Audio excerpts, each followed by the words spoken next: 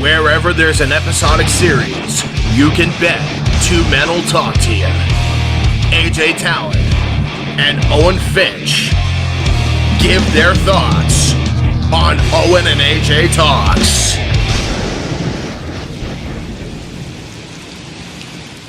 Hey, what's going on, everybody? Welcome to Owen and AJ Talks, and welcome for the first time in 7 months. We're doing Danny Phantom. I know you guys are probably thinking, if you watch our channel update video, you're probably wondering why the hell are you guys doing Danny Phantom.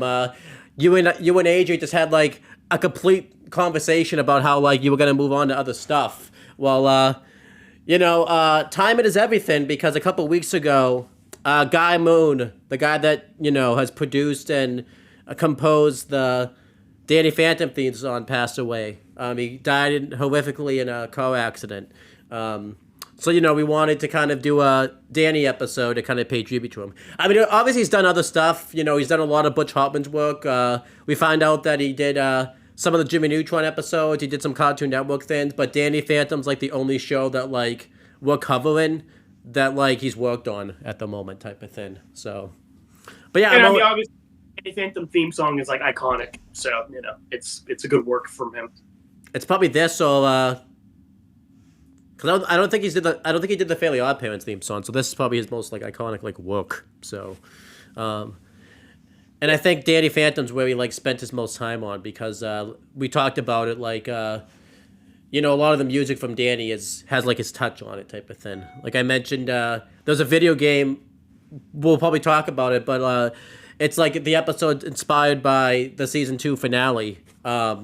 That like you could definitely tell like he worked on that type of thing, like the opening. Like I have to like look up the Danny Phantom soundtrack to like see who's credited for it. I couldn't find it, so I'm not gonna say definitively like what he was involved with for the soundtrack. Yeah, but I mean obviously definitely involved with the theme song, which is like the most iconic part of Danny Phantom's music. So. Yeah. But anyhow, almost 2 minutes in, we didn't do any introductions, but I'm Owen Finch, if you didn't know that already, and this is, are you AJ Talon today, or are you going to be somebody else today? Yeah, sure, I'm AJ, why not? But yeah, let's get into it. This is Brother's Keeper. Really good episode, as we're going to talk about, and I like it because Jazz is one of my favorite characters. It's because it's been a while since we talked about Danny. I just want to say, I think Danny Phantom, out of our main shows that we're doing, Danny, Avatar, Ben, Danny had the weakest start. Its introduction, its like first like 3 or 4 episodes, I think were kind of just like okay, they weren't amazing. Yeah. And then started to hit it out of the park with episode, What You Want, Bitter Reunion, Prisoners of Love, and now we got Brother's Keeper. And next episode we got Shades of Grey, which introduces another one of my favorite characters, Valerie. Well, introduces her properly because she's been in the background even in this episode. So, this has been a really good stretch of Danny Phantom episodes. I think it's really kind of hit its groove. Yeah, very good. I remember watching this, as a kid, and I'm like, wow, like, well, to be fair, I didn't watch, obviously, when you're kids, you don't watch the episodes in order. I remember, I think I watched, like, the end of this episode. Actually, I can tell you the moment. I think I watched it after the commercial break, but some of these episodes were my proper introduction to Danny Phantom. So it's really cool to kind of like watch that these episodes were so early on in the show. No wonder why I got like hooked like into Danny Phantom like right away and everything like that, because these episodes are so early on, type of thing. Danny Phantom, despite being like an action show for Nickelodeon. This episode is pretty character heavy, which is great. That's something we've praised in Avatar Danny Ben, despite being like aimed primarily at children. It is enjoyable for all ages. It has really good, that's a thumbs up. That's appropriate. Yeah. It's a really good show, like, delving into like its characters. Like it's not just action. Although the action is certainly good. I feel like this probably is the first episode to kind of really take the character approach, because I think What You Want took the character approach, but that was more on Tucker's thing. That's pretty action heavy. Bitter Reunion is obviously another one because of the Vlad stuff, but this is kind of the first one where mainly all throughout is pretty like character driven and story driven. Even the fights, as we'll talk about, not really meant to be like fights. They're more to be like to help build Danny's like character and everything like that. Yeah. Mainly serves to like tie into like his feelings of like failure and depression. Yeah. Yeah, and it's also interesting that this is kind of breaking the status quo a little bit. This is a game changer episode. And I know because like in Ben 10, we talked about how I think it's a little disappointing that at least in season 1, a lot of the lessons Ben learns kind of don't stick fully. Like it kind of is stuck in that episodic formula. Yeah. Intim, I think, is doing a good job breaking the status quo and changing things up.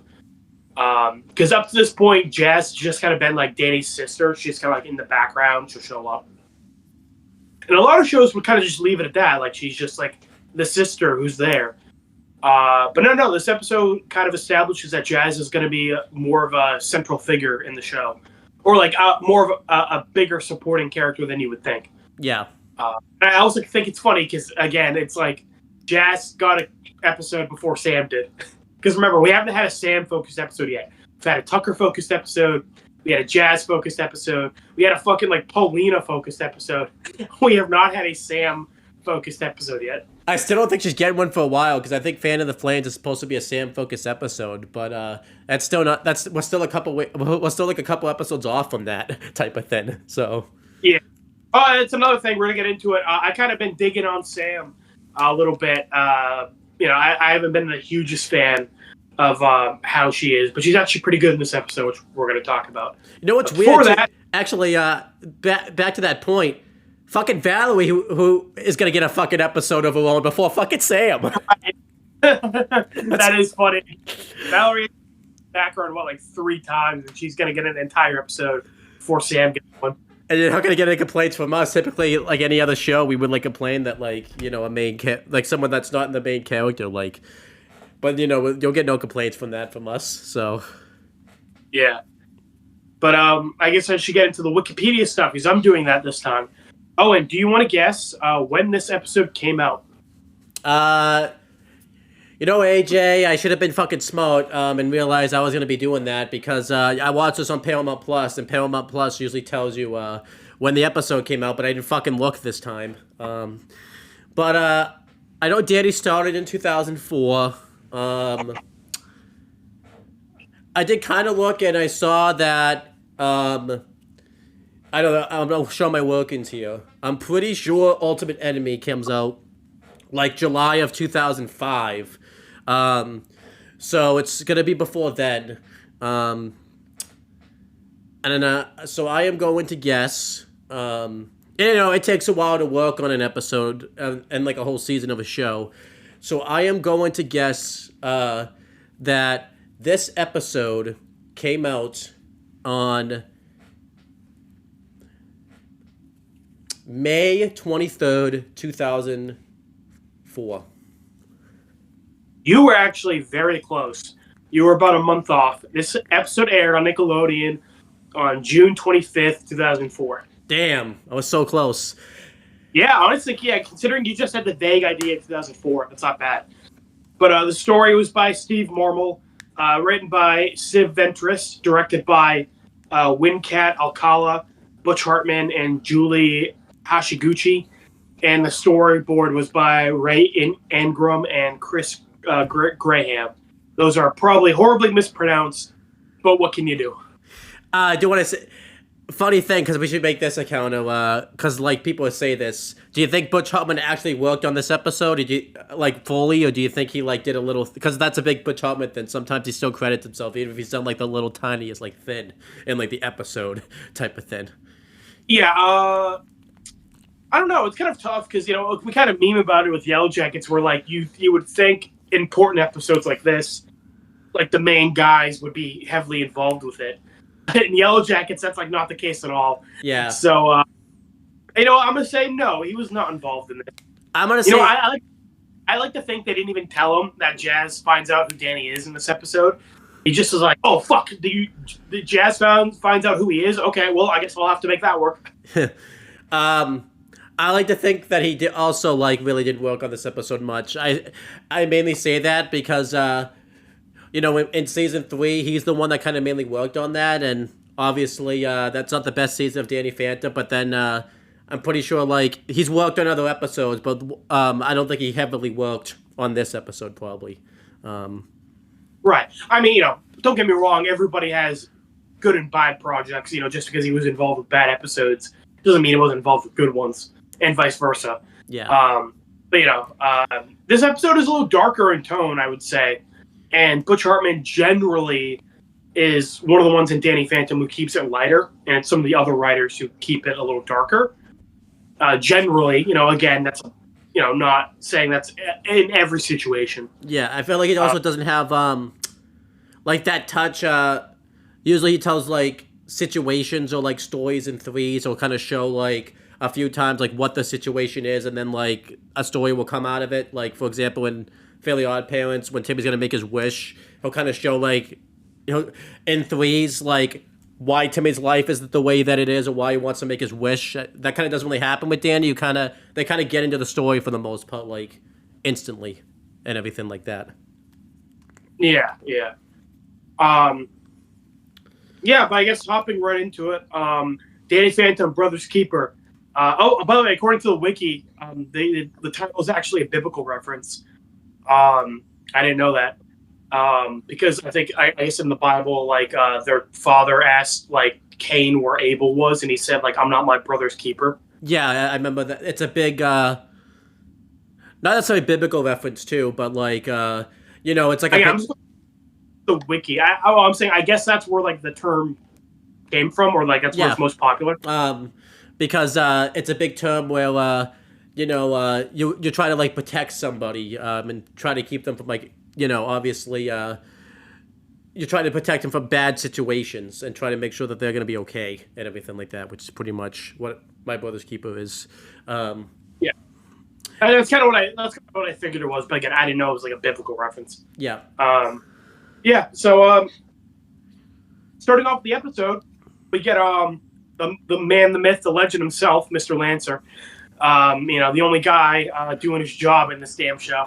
And we find out we don't even know what his fucking job is in this fucking show. Lancer, the life of Mr. Lancer. He gets up, he goes to school, he does a job in the school, he goes home, and that's his life. He doesn't get involved with all the ghost shit. He's just living his 9 to 5. Do you ever fucking notice? I think too. He's still the fucking like principal here, but like I'm pretty sure like pretty fucking soon he's gonna get demoted. I like to think that like. The time that, like, anytime he's the fucking, like, teacher in the episode is when the teacher, like, called in sick, so he just takes the job over that day. Yeah. You're right, because in this episode, he's treated like the principal. Like organizing, like, the school-wide events and stuff like that. But, yeah, in future episodes, he's treated like a teacher.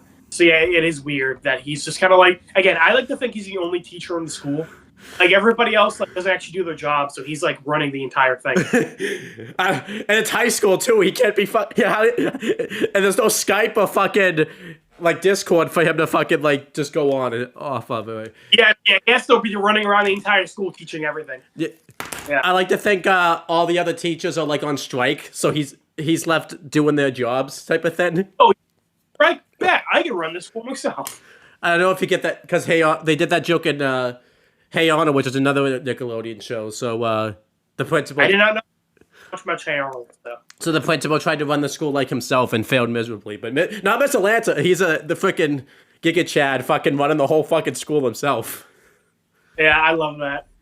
And yes, being the Giga Chad himself, being completely comfortable in his masculinity, is proud to tell the up and coming students that he was the cheerleader in school. Yeah, letting them know follow their dreams. They don't have to conform to society standards on masculinity and femininity. That's really funny. Joke is like, the old man is was a cheerleader.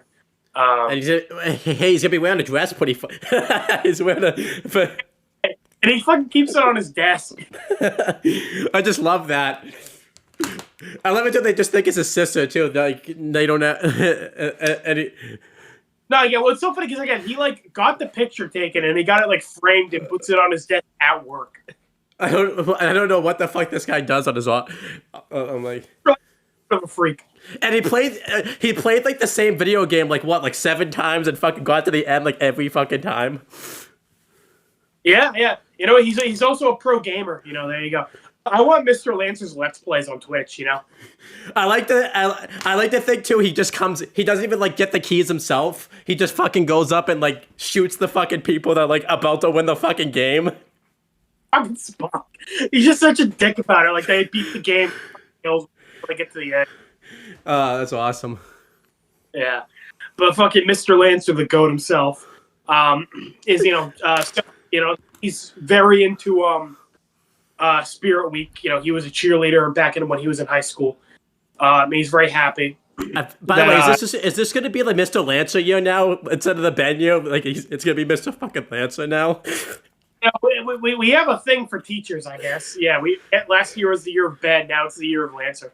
Yeah, what was the year before that? 2023. It was probably Mr. Lancer again because I think that's when we started Danny and mentioned all of this stuff. So. Yeah, I was about to say we haven't had any other teachers. I don't think. Oh, well, Walter. Well, because Walter. I don't know if we did much Breaking Bad that year, but we'll say it. Yeah. So this is awesome. Yeah. But yeah, let's keep talking about the greatness of Mr. Lancer, I guess. But yeah, Jazz is kind of just brushing him off. She's like, yeah, okay, cool. So anyway, like I kind of want to talk about my brother. He's been pretty depressed lately. And that's the thing. She says lately a lot. And she even brings up later in the episode the accident, which, was presumably like when Danny went to the ghost portal. It makes me wonder how much time has passed because in episode 1, it had been like a month since he got his powers. Mm-hmm. And obviously he's been like a superhero for a little while now. So it kind of makes me wonder how long it's been. Yeah, because at the end, in the season finale, don't they say it's been like a year? Like by the end type of thing? I don't remember. At this point, he's still getting used to his powers. Like he even points out to himself, like he's making a lot of stupid mistakes. Yeah. But I do like. It's been 3 months maybe 3 or 4 months since he got his powers. Yeah, but I do like this though, where Jazz is showing concern for him. I like that she's pointing it to the accident. Like she's kind of like, even though she doesn't know that he became a ghost or anything like that. But I like that she's like, look, like the accident, clearly something happened to it. It's really funny because on Paramount Plus, I never caught this. It like says that she mistakes like him being a ghost to like depression, which it was really funny that that's on Paramount Plus because that's a kids show type of thing. So yeah, but yeah, it makes a lot of sense why she would come to that conclusion and everything like that type of thing. It's also interesting because as a kid, I was always under the impression that Danny's family didn't know about the accident like at all. Yeah. Especially because in season 2 we get like a kind of like we get to see kind of what happened. And obviously like Danny's parents had no idea. Yeah. Here it sounds like Jazz like knew like Danny went to the portal and like something happened because of it, and like Danny's like has a depression because of it. So it makes me wonder. Again, it makes me wish we got an episode of like when Danny actually got his powers like the first time. Yeah, I don't know why they. Because like every episode besides this one treats it like like Danny got his powers when when nobody was home or something. But like Jazz knows about it and like she thinks it's giving Danny like depression. Yeah. So I'm like, I wish we got that episode. Yeah, definitely. Yeah. But anyway, it was kind of just like a throwaway line in the episode that like Jazz thinks the accident is what's causing Danny to be so moody. But yeah, line in it, like it says a lot. And I'm like, whoa, hold on, let's expand on that. Yeah, I wish, because like I said, they do a flashback, and it seems like in the flashback even, it seemed like nobody was like home that day type of thing. It seemed like kind of Tucker and Sam and Danny were just kind of messing around. Yeah, as in not Jazz. Jack and Maddie never bring it up. And, you would figure if like their son got hurt because of their ghost portal, they would like feel really guilty about it or something. Yeah. So again, it's just something it's not like a huge deal, but it's just like it's something I wish we got expanded on. Me too. Because I love this. I love that Jazz notices how different Danny's been since he got his powers, and obviously she doesn't know about him being a superhero.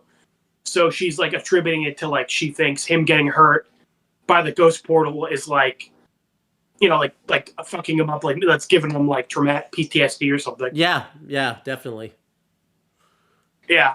So I do like this that she's like talking to Mr. Lancer, wanting to like get him some help, and she even points out like like I'm his sister. Like if I say anything to him, he's just gonna like blow me off and like not like listen to me. So I think getting some outside help would like be good for him. Yeah.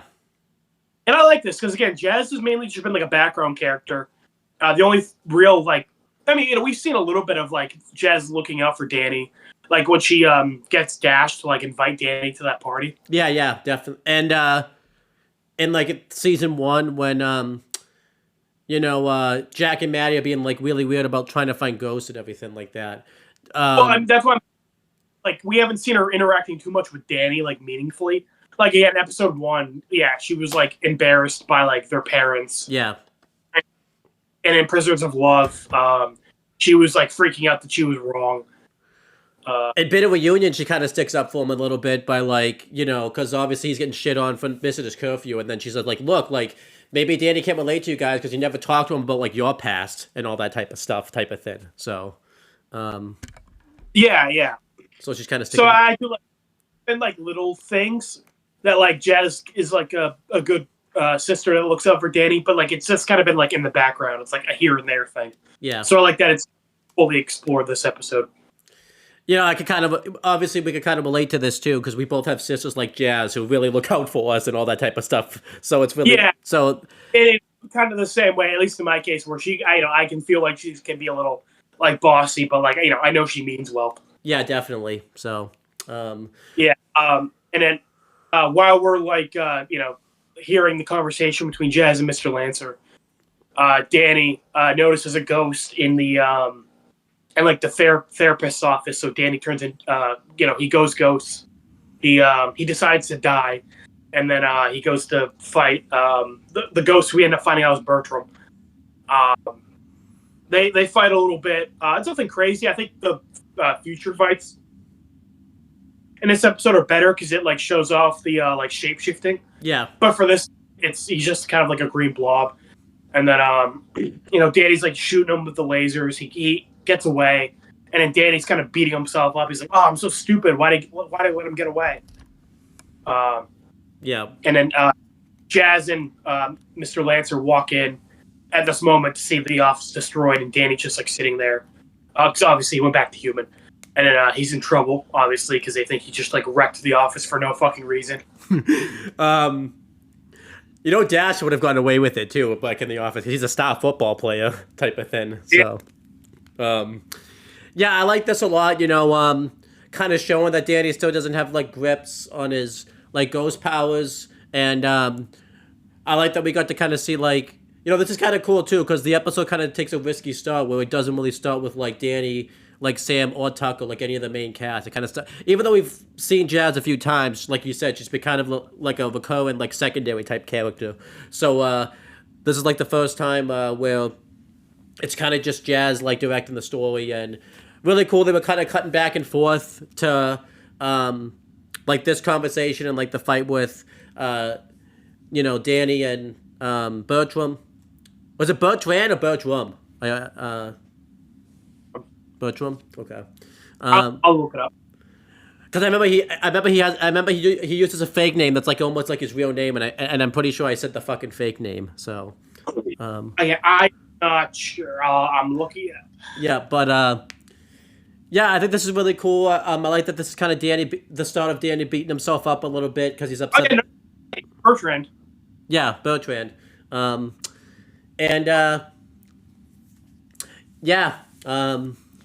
like that. I like that fucking Mr. Lancer too. Like gets upset at Danny, like grabs his fucking collar, like pulls him off fucking camera and everything like that. Off camera, Mr. Lancer is like pulling the persona on Lottie, just like on top of him. Hey, we don't know what happened off camera, so maybe he is. So, But like Owen, I want to tell the audience here that I'm still sending Owen whenever I see videos of one person getting ganged up on by a bunch of other people. I'm still sending it to Owen and being like how everyone should have reacted to Shauna. yep. And yeah, that's definitely what should have happened. So, Yeah. yeah. Then it cuts to the intro. Really good intro, as we talked about. We don't like the title card they use for this, where it's where it's Spectra yeah. puppeteering like Jazz and Danny. I do like that, yeah, because that's kind of the big thing with this episode is Spectra, as we're going to find out, is like making people insecure, and she's like doing that by feeding on Danny's relationship with his sister, like telling him like, oh, Jazz thinks you're a loser and you're like dumb and you smell bad. Yeah. But yeah, I really like the title card. One day I think we're gonna do a tier list for like the title cards of like Danny Phantom, because some end up being really, really good, and there's probably some really bad ones. And I assume probably. Yeah. Oh, but it's really good. Again, kind of goes over the premise well of like, yeah, Spectre is just kind of puppeteering Jazz and Danny in this episode. Helps that I assume Butch Hartman, because he obviously does animation and he's also like the creator of the show, so he can kind of, even if he's not drawing it himself, he can direct what he kind of wants and all that type of stuff. Yeah. But yeah, the next scene, Danny's in trouble, but instead of getting detention or anything, his punishment is basically going to be like, the school therapist Spectra is going to kind of give him some therapy sessions. And also this is because Jazz went to Mr. Lancer about it and like is kind of talked him into doing this. And I like Danny's is pissed off at Jazz, like just wants Jazz to mind her own business. And he keeps calling her a fink. And I was like, what the fuck is a fink? And I looked it up. Basically it means like a narc or a snitch, Yeah. But I was like, I had never heard that word before, so I was like, what the fuck's a fink? Right. Yeah, I really like this. I kind of like the dynamic of the relationship here. And I like that, obviously this is in the beginning. Danny's just kind of like mad, like at Jazz, because obviously it's kind of like the brother, like sister dynamic where he wants her to like mind her own business type of thing. I do like that they mentioned like, before the accident and stuff, it seemed like Danny and Jazz were like pretty close and everything like that. And he says like it had been a while longer. Like she was like, Danny, you used to like talk to me about everything, and he was like, yeah, when I was like 8. Yeah. So, granted, you could chalk that up to like Danny's a teenager now. He's like he doesn't want to like tell his sister everything. Right. Which is fair because that's pretty normal. But yeah, I'm like the accident also like is playing a part in that. Yeah. I really like Spectra's design. Obviously she looks like a very young woman and everything like that. She's got the red hair design, which is really cool. I like how peppy. She's got like the evil Vicky hairstyle from like the Crimson Chin episode. Which makes sense because again, it's the same guy working on that too. Yeah. So, but yeah, I really like this. I like how peppy that she is and everything like that, and seemed like she wants to help everybody. Oh, by the way, Owen, off topic, but I only found this out recently because I hadn't seen it in so long. Channel Chasers has a Dragon Ball reference when they like go to that like arena and they're fighting with. Yeah, that's a Dragon Ball thing. But let's. Because there's another big thing that happened. They kind of reveal something else in this scene before I get to my stuff. Yeah. So, basically Spectra is like incredibly chipper and cheery, and she's like very loud. And everybody in the room is like freezing. And this is because as we're going to find out, it's Danny's like ghost breath, like he's sensing that Spectra's a ghost. But the room is like so cold that he just chalking it up to like he's seeing his own breath. Yeah. This is weird. So I don't because like obviously like it's a good way to like throw it off and like explain why Danny didn't pick up on it sooner. But it is like, so why did she keep her room so cold? Because like, so did she know Danny was Danny Phantom? I would think she had to have, because she keeps sending Bertrand to like go and like beat up like Danny a lot and everything like that. Because they even mentioned like let's get his But then again, it's also kind of weird because when they see each other like at the end of competitions, it seems like she doesn't even know that like it's the same person type of thing, because Danny's in his ghost form that time. So. I'm just not sure. I'm gonna guess. I was like, is she targeting Danny like specifically? Yeah, because he's a ghost, or like, just because like she can like feed on the misery. I'm also gonna guess maybe like because obviously because she has to get the misery to like help herself stay young, but maybe she also has to like maybe her young body has to stay cool. So that, like, if it gets hot, like, you'll get wrinkles and all that type of stuff. So maybe, like, she doesn't want to skin. And, well, again, my thing was just, like, if she knows he's Danny Phantom, does she also, like, she would have to know about the ghost breath. And, like, how would she know about that, Yeah. Hey, it's not, like, a big deal, but I am, like, well, it is weird that, like, that seemed like a very specific choice from her. And I'm like, oh, so, I mean, that would have to mean that she knew this whole episode that he was Danny Phantom. Right. And not planned on the room being cold to like throw off his ghost sense. I would love if she did know, and it's only fucking cold during like his therapy session, but it's like fucking like a sweat box for everyone else's. Like, it's just a coincidence. She's just like from up north. She's like, oh, I'm Canadian. I like it colder. Yeah. I'm Canadian. But yeah, she's very chipper and happy, and I do like how Mr. Lancer's kind of a dick here, where he's like giving Danny a lot of shit. Where he's like comparing her to Jazz and being like, "Oh, Jazz is like a top student, yeah, and Danny, you suck." Yeah, and then they're going over that Spirit Week. They're gonna knock over a bunch of dominoes to light off a bunch of sparklers. At like after Jazz gives her like big speech to the school. She's like the top student, so she's gonna be the one to like give the speech to everybody. And Jazz I like how Jazz isn't like really matching their energy. She's just kind of like, okay, you guys are a little too chipper, but honestly, this might be what we need to like cheer Danny up. Yeah. Other episodes kind of make Jazz like a little up her own ass a little bit. Not necessarily that's like a bad thing, but I think that's kind of a character trait she gets in future episodes. But here she's not really like she's like just mainly looking out for Danny. Yeah, definitely. And yeah, that's kind of it. I like the scene here. A good introduction to Spectra. Kind of like a good back and forth between Danny and Jazz. Mr. Lancer, obviously, too, is really good. I wonder if he got upset. I wonder if he had a sigh of relief or got upset that he couldn't be like the school therapist. Like that's the one job that he could not do, that he doesn't get to do, type of thing. Also, makes me wonder how long has Spectre been at this job? Yeah, they didn't, because it seemed like it seemed like she'd been. Yeah, she goes, but she also mentioned she's gone to like other schools and everything like that too. So. Like maybe like just here for Spirit Week. That's what I was thinking. Yeah, yeah, they didn't really explain that, but whatever. Then we have the first therapy session. Danny's kind of waiting to go into Spectre's office, and Spectre comes out, and obviously Paulina just had a session with her.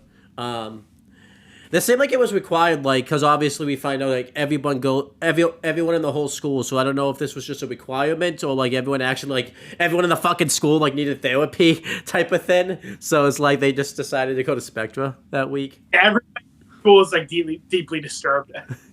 I mean, apparently,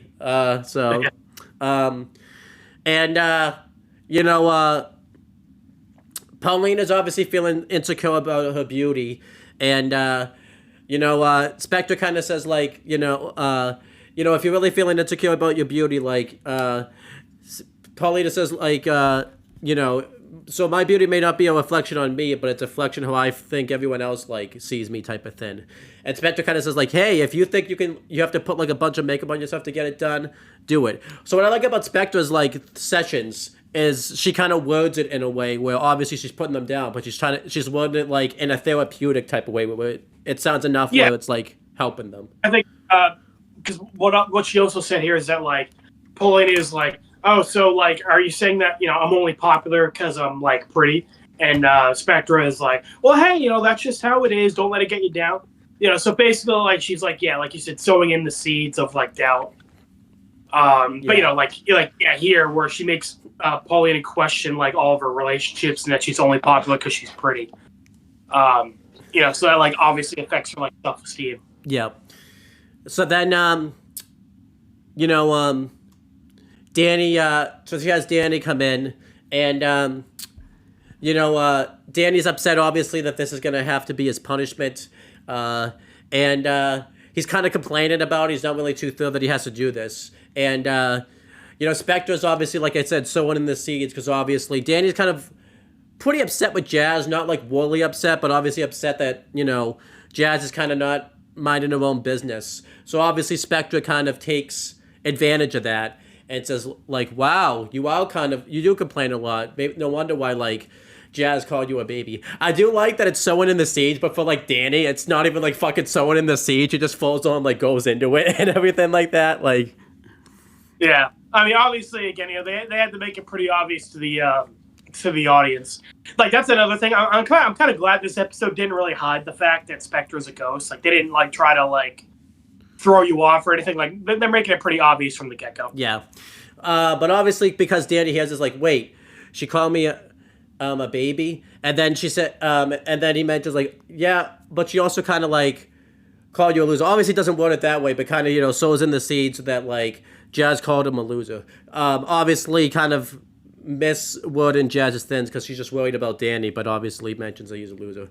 But also, I kind of like this because she's kind of feeding off of Danny's self-esteem, because obviously this is kind of good where Danny's not super episodic, where Danny's still trying to get, like, a grasp for his powers and, like, get a grasp for just kind of how he's going to maintain, like, his school life and everything like that. He's really just not able to do that, so she kind of uses it to take advantage of Danny and uses this therapy session to tell Danny, like, look, I'm not going to you know, don't let these terms, like, define you type of thing. Like, you go out there and you try to be, like, a better you type of thing. But obviously, all Spectre did here was just kind of make Danny doubt himself even more. And it's a comedy thing, but I think it's a really good character thing. Like, Danny's, like, so upset and so defeated by this. He, like, walks into the wall, like, inadvertently and everything like that, just because, you know, he's, like, really perplexed about what he just... thing, because we see it later on that, like, everybody else is, like, so, like, disheveled and, like, actually drained by Spectre, like, draining their misery. Yeah. So, like, I think it is also, like, a physical thing that he was just, like, out of it mentally after she, like, drained him. So then you know, Spectre after this fuels off of this. Bertram comes in. I think you forgot to mention earlier. We met also, like, Bertrand, like, properly, like, in his human form, like when we met Spectra and everything. Oh, like yeah, that. yeah. She's like, "Oh, this is my assistant Bertrand," and, like, Jazz, like, tried to wave at him, and he just, like, mean mugged the fuck out of her, and she was like, "Okay." I love that. That's the only that's the only truth she, like, told throughout, because he actually is, like, her assistant and everything like that. That's the only thing. Yeah. And yeah, Bertrand comes in, and I think he was in his ghost form, right? Or was he in his human form at this point? Yeah, he was in. Yeah, that's what I thought. And you know, he's wondering, like, look, like, we have a lot of stuff we have to get, like, done. Like, why are we wasting our time, like, going through these therapy sessions and everything like that? Because obviously they want to get stuff done for, like, the Spirit Week rally and everything like that. And Spectre's a procrastinator, you know? She's like, we got 2 days for that, you know? I know, it's Spirit Week, Spectre, not fucking Spirit Month. Yeah. She says, you know, hey, if I can like get some energy off of these kids, then I'm gonna take the opportunity to do that. And and Bertrand kind of recommends like maybe I could speed up the process a little bit because obviously she mentions like that Danny is the one that like she's really getting like the energy from because of how miserable he is and everything like that. So he turned into a big bug, a big ghost bug. Which is a really cool design. I really like his shapeshifting. The way he shapeshifts is really cool. So we got to start to make the counter, AJ. It's been a while since we did Danny. So we said that Lunch Lady was a ghost before was human before she became a ghost. I'm trying to make sure we get everyone. Did we say Lunch Lady, Technus, the Dragon Lady? Well, just the lady, not the dragon itself. Oh yeah, lady who becomes a dragon. Yeah. Technus. The genie. Skulker, probably not. Yeah. Probably not. Who? Walker, probably. Yeah. Box Ghost. Yeah, Box Ghost. Yeah. Wait, I'm getting 7. Who am I? And you have 6. So. Oh. Okay. Lady, Poindexter, Technus. Fuck. Let me start over. Lunch Lady, Poindexter, Technus, the genie.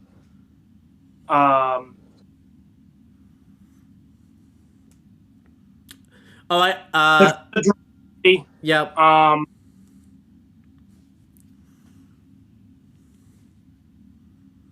Walker. All the students from the fucking school, like way back in the fucking day. That was the 7th one I counted. Oh, okay, yeah. Okay. Is that everyone? I think so. So far? Yeah, and 8 Spectra. Bertrand, I guess, is a little more vague because he's like a shapeshifter, so you can't really tell what his real form is. Like his real form seems to be that like gloopy like thing. What if his real form? Because it's 2000. What if Ben's his real form? Ben, I would love that. This is fucking Ben after he died. I would love that. He's just a shapeshifter and everything like that. Back to being a assistant at a school. Yeah. So what if afterwards, like the hunter, like the researchers that show up in Yellow Jackets, what if one of them was just fucking like Ben? Like what if Cody was supposed to be like fucking Ben and everything like that? And then Adam was Ben after that type of thing. Fucking, we need a spin-off show of like everybody's Ben. Like it's all Ben's actor. It's Ben's actor playing every character. It's a one-man show. Yeah. Yeah, but the bug design's really cool. I really like it. I really like that you can like see like the slime with like the sliver like foaming out of his like mouth and everything like that. I really thought that made it look like realistic and everything like that. What'd you think of this whole scene and everything like that, and the design of Bertrand as a bug? Yeah, that's probably my favorite of his like shape-shifting things that we see. So later on we get the wolf and we get the ninja. This one has the most like detail in it, I believe. Like you said, the like when it opens its mouth and he's got like the black slimy tongue and like it's just he looks like disgusting, and I like that. He looks very threatening and intimidating. Yeah. So then after this, Danny's with Tucker and Sam like walking to class, and he's upset, obviously, about his therapy session. And Owen, how much time did you have between classes? Because I think we had like fucking less than 5 minutes to get from one class to the other. Yet every time we see these fuckers, they're in between classes. Yep. Again, it's Mr. Lancer is the only teacher, so it's like Mr. Lancer's in math right now, so we gotta wait for him to finish up that before he comes to teacher science class. I like to think too some of the people's like don't even get like the fucking classes in because Lancer's the only fucking teacher. Like, yeah, dude, Mr. isn't. He kind of forgot about teaching history class, so we haven't done anything in like a month. Because he teaches like math and like fucking English, I think, right? Yeah, I think so. Yeah, so he just like forgets about all the history students. And then one of the fucking Ultimate Enemy episode, he's the one that fucking like ministers the fucking like SAT test or whatever type. Yeah, and yeah, you're right. This isn't a Danny specific thing. There's just kind of like a trope in all like school and like shows with high school settings. Is like they're all just like hanging out in the hallways. Yeah. For like talking for like hours, and I'm like, bro, don't you have like class to go to? I think the only one that broke the mold was probably Drake and Josh, because like anytime I see Drake and Josh at school, they're usually in class or something type of thing. Yeah, and they'll have like a couple scenes in the hallway, but like it's not a ton. Yeah. But yeah, so I get Carly, they're always in the fucking like that by that one set of lockers, and I'm like, bro, like, don't you have class? This is off topic too, but do you remember there was a fucking episode where like they locked you in the fucking school to do your project and all that stuff? It was like an event too. So unsafe. Like, what school does that? Apparently, where you're in? Yeah. I love it too that everyone just puts off the fucking projects until that fucking event too. That's pretty much what. Yeah, that is pretty accurate. But still, like, I like the school. The school just knows you're gonna put off your fucking projects. It's like, okay, we're just gonna have it locked in. If we're gonna lock you in all nighter, we're gonna lock you in, so you literally have to finish it. Imagine like some of that, like imagine someone like drop the fucking keys by accident type of thing, and like someone those. Well, like imagine somebody like gets a phone call. It's like, oh my god, my dad was in a car crash. I have to go see him. He's in the hospital dying. And the teachers are like, no, we locked the door. You're here. No way. Out. You're here for the rest of the night. Yeah. But anyhow, continuing. So yeah, Danny's upset that like about how his therapy session went, and he's upset about the fact that and he tells like Sam and Tucker about it, and Sam and Tucker are kind of perplexed and are like, wait a minute, like are you sure like Jazz actually said those things, because that doesn't sound like Jazz, so they're kind of suspicious about what's going on. I do want to say that because I said I like Sam in this episode. She got she's not like close with Jazz or anything, but I like that she kind of like she's known Danny for a long time, so she's known Jazz for a long time too. So I like that she can kind of tell like that's not who Jazz is as a person. So like I kind of like that they're kind of playing mediator between Danny and Jazz in this episode a little bit. Yeah, and I would say I could buy that Danny would buy into like what the therapist says, because again he's already kind of mad at Jazz anyways, and I just think like that just really like took it. And again, because of his insecurities, I think it is mainly like Danny's insecure, so like he's taking it personally. Yeah. So then Jazz comes up, and Jazz I think is like I think Danny was talking about something, and Jazz just happened to pop up, because again they're saying like that doesn't sound like Jazz, and then Jazz pops up and says, what doesn't sound like Jazz? And I want Danny to start like playing jazz music. Yeah, that would be awesome.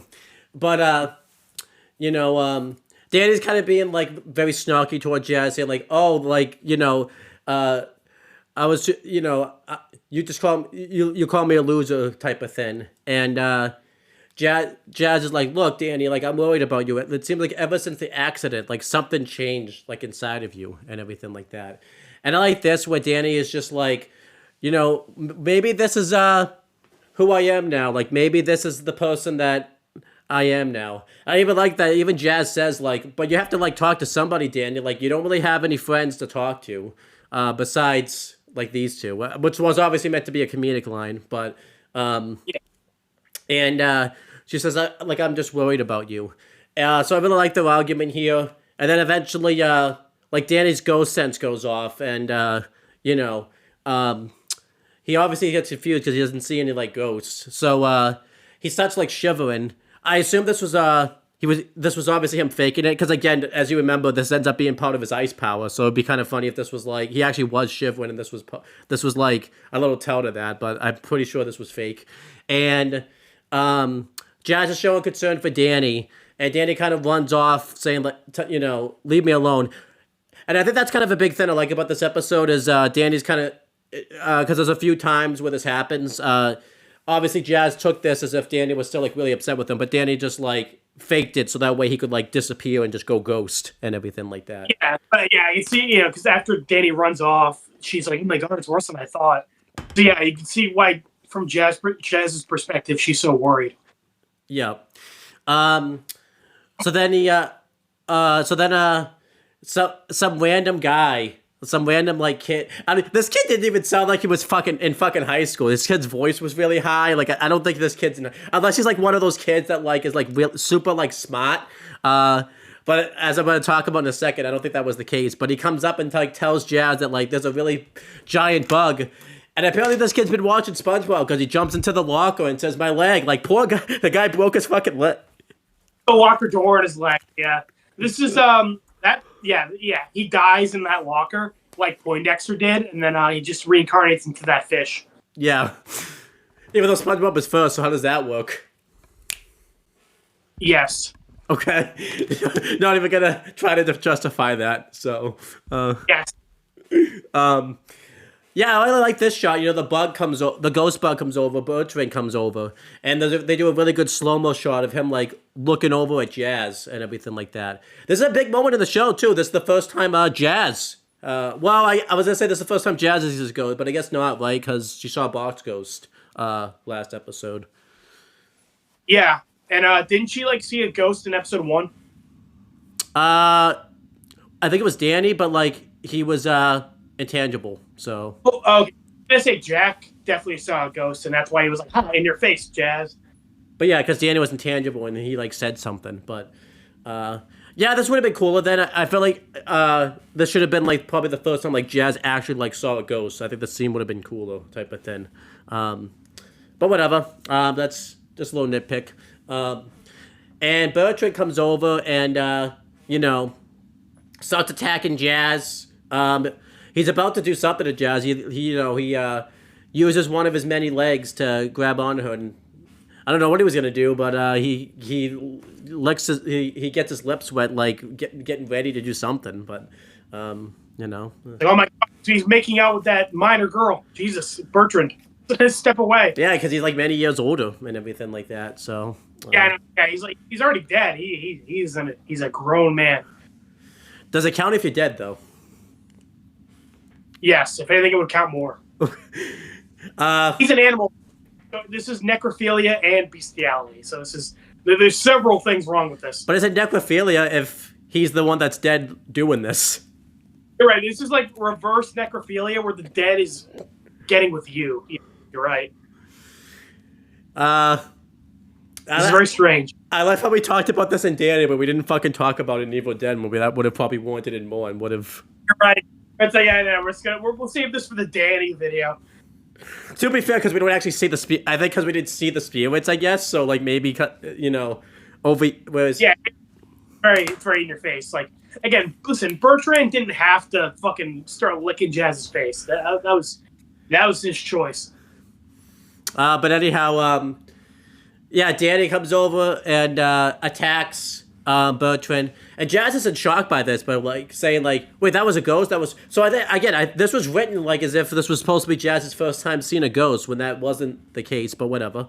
And Jazz is just like, "Wait until I tell Danny," and Danny starts attacking the ghost bug, and I like this fight a lot because obviously Danny's kind of in his own head, huh? You know how it's like the box ghost? I am the box ghost. I am the bug ghost. I love it.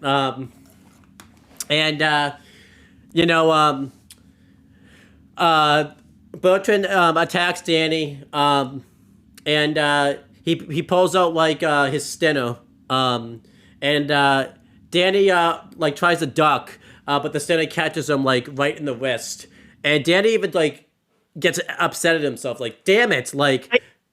I was literally thinking that. I was like, why didn't you just go invisible? And he literally says, like, why didn't I go intangible? And this I get why, because I think Danny was just so in his own head, like he was just making a lot of stupid mistakes, so I can get... That seems to be what it is, that he's like, beating himself up, and he's like not thinking properly. And Danny even like says, like, damn it, I'm not getting better at this, I'm getting worse. Which I actually like that, because, we saw that wasn't the case, because we've seen that Danny's actually has been getting better, but this episode, because he's beating himself up so much, it's not making him think properly and everything like that. Yeah. So then the bug tries to attack Danny again. And he uses like his lasers again to make like that fortress like around him, so that way it blocks him. I like this because he did this in the Vlad episode, so I like the fact that stuck. And Danny gets kind of ready to put him in the the Fenton thermos, and then Bertrand is nowhere to be found. He just left. And Danny's Got more upset. teenage. Huh? I said he's got more teenage girls to molest. Yeah. Hey, he could just go back to 1996 in the wilderness and do that. So. Yeah. No, that's where he went off to. The fuck, he's like, all right, I gotta go hang out with the Yellow Jackets crew. Oh, he could go. He could go back to 1981 and do that to I forget her name, but the woman that gets like raped in that. Yeah. In Evil Dead. Yeah, you're right. But she's not a teenager though, so does that qualify? It's too old for him. Yeah, Danny's beating himself up, and I like this because Danny doesn't even realize that like this is the same ghost he fought the first time, so he just thinks like another ghost just like got away, which I like, So that was kind of double torture and everything like that. I really like this. I really like these scenes right here, and I think that's the big things about these fights. These fights aren't really made to like be actiony. These are made for Danny's character because Danny not doing well in these fights. One, he's in his own head, but then when the fight doesn't go properly, it makes him beat himself up even more. So I really like that's the tone of these fights up until like the final fight at the end and everything like that. But yeah, what did you think of these scenes? I don't really think we have to talk much about the Jazz and Danny like scene in the hallway and then the bug fight. I really liked these scenes. Yeah, I liked it. Again, I also like that like it's a miscommunication on Jazz and Danny's part. Like, because Danny never actually confronts Jazz and, like, says, like, hey, Spectre told me you called me a loser. So Jazz doesn't really know why Danny's, like, getting more upset with her. And obviously because Danny's, like, running off to go do the superhero thing, it's looking like Danny's just constantly running away from his problems. So she's getting more and more worried. Yeah. And then the the fight was really cool. Probably my favorite one of the episode. Yeah, I would say so. I like the final fight. I like the final fight a lot. Using like the stinger was interesting, and it was just cool to like I said, it's cool to see Danny kind of just struggle, not because he's like, well, he is inexperienced, but struggling more than he was in previous episodes because he's like beating himself up. Yep, definitely. And then so back at Fenton Works that night. Jazz and Danny are like at the in the kitchen table, and Jazz is like asking Danny like, "What did you not see that like ghost bug? Like, what are you talking about?" And Danny's like, "I don't know. It just looked like a regular big bug to me." Basically, he's just trying to like avoid talking about ghosts essentially. But he also like is chiming in a little bit of his like passive aggressiveness towards Jazz. Mm-hmm. Basically being like, I don't know. I didn't get a good look at it because I was running away like a loser. And Jazz, again is like still getting upset that like Danny isn't like being open with her, and she's like, "Are you like seriously still like not going to talk to me about like any of these issues? Like, come on, like you got to talk with somebody." And Danny's just like, "Nope, not doing it." And Jazz is like, okay, look, you haven't left me much choice then. And then she calls their parents to the room. And Danny's like, what the fuck are you doing? And I like how even Jazz is like, sorry, I didn't want to do this, but, you're not leaving me much choice. Yeah. Yeah, I like and this. Maddie busts in, and they're immediately thinking, because they got called, they're like, is there a ghost? Is there a ghost? They're like fucking crackheads, It's like, hey, you guys got to get that ghost. Man. So we have to, like, do a counter now, too, of, like, all the things, Lottie's the Wilderness and Yellow Jackets. I think it's Ollie was like that sleep stuff that like they would use. I forget what it was called. Yeah, that sleep drug. And then Jack and Maddie are hooked on ghost finding. And I guess Jesse was meth. Yeah, Jesse's just pretty obvious. Walt was also meth, but it wasn't taking meth; it was selling meth. Yeah, and then Marie's is shoplifting. Yep. Skylar's is cigarettes. Light is killing people. And Alice is solving crimes. Yeah, Um, everybody's eye on something. Missy and Misa's Kira. Yeah, you're right. Yeah. Hers is like obsessing over Light. Yeah, you're right. And Neo's is reading the script. Yeah, don't even remind me. Yeah, that's what it is. So, And then Travis is on fucking. Well, Travis is mushrooms, and then recast girl is like K fumes. and then Ryuk's is apples. Yeah, you're right. He literally treats it like a drug. He's like having withdrawal symptoms. What about the other Shinigami that like didn't notice his death note was gone for like fucking years type of thing? What's his like little Is being forgetful. He's like, oh shit, it's 9 o'clock. It's time for me to forget something. And then I feel like that's every what else? Everything we have for now. Yeah. But yeah, Jack and like a couple of crackheads being like, oh, somebody said ghost. Yeah. And then basically Danny's like, because Jazz wants them to like talk with Danny about like his feelings and why he's being like so shut off from everybody. But Danny basically twists the conversation. Is like, oh yeah, what we wanted to really talk about was that there was a ghost attack at the school today. So and like Jazz saw it, so Jack and Maddie immediately like forget about Danny to like focus on Jazz. Be like, why didn't you tell us there was a ghost? Yeah, I do like too. By the way, when they came in, like Jack was more focused on the ghost, but like Maddie was actually like asking Danny, like, was there something wrong type of thing. Like she was the one like showing concern for like Danny type. Yeah, I was gonna point out like it's played for comedy, but Maddie was kind of getting in Danny's face, being like, "Are you okay? Something wrong?" Yeah. And then when they start talking about the ghosts at the school, Jack pulls out the his crack. Nope, sorry, it's actually his Fenton Peeler, which has crack in it. But anyway, hey, it makes you look like a crackhead at the fucking end of it. So. Yeah, no. Fuck yeah. So he becomes Iron Man essentially. But then he can't like hold the weight, so he just like falls onto the table and breaks it. Yeah, too bad. Yeah, this is cool. This is one of the most iconic parts of Jack and Maddie invent a ton of stuff, technology. Obviously the Fenton Thermos is like the biggest one. Yeah. But you got the assault vehicle, the gauntlets. Yeah. The thing Danny wears in Rainstorm, like the suit that drains you. I'd say the Spectre deflector is pretty iconic. The thing the belt. Yeah, belt. Yep. But this one is also very iconic. I say that because Sam actually wears it in Battle for Volcano Island. That's kind of how they justify, Sam like being able to like fight and stuff in Volcano Island. Yeah. Yeah, and I think the episode where we get like a Jazz Jack story. I'm pretty sure Jazz uses it in that episode. Yeah, the Fenton Peeler. It gets used a few times. Yeah, so. Yeah, so well, yeah, I know Jazz wears it again in Ultimate Enemy. That's right. Yeah, that's what I'm probably thinking of.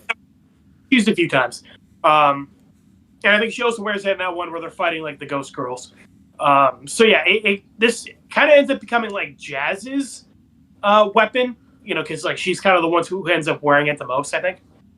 Yeah, Jazz's are like anytime one of the women like fight, this is what they would use. Yeah, I was gonna say, and then Sam obviously used it in the video games. But yeah, basically Danny's able to like slip away while they're dealing with the Fenton Peeler and like asking Jazz about the ghost. I like this though. I like seeing the reveal of the Fenton Peeler. And then I like that it's still showing Jazz's concern for Danny, and I do like Jack and Maddie's like little convo that they have here and everything. Well, I forgot to mention so it's armor, it puts armor over the host, but it also like the main thing it does is like it shoots like a green laser, as we're gonna see, that like and, it peels apart like the ghost. Yep. And I guess the idea is that it can atomize them, like it can fucking disintegrate them.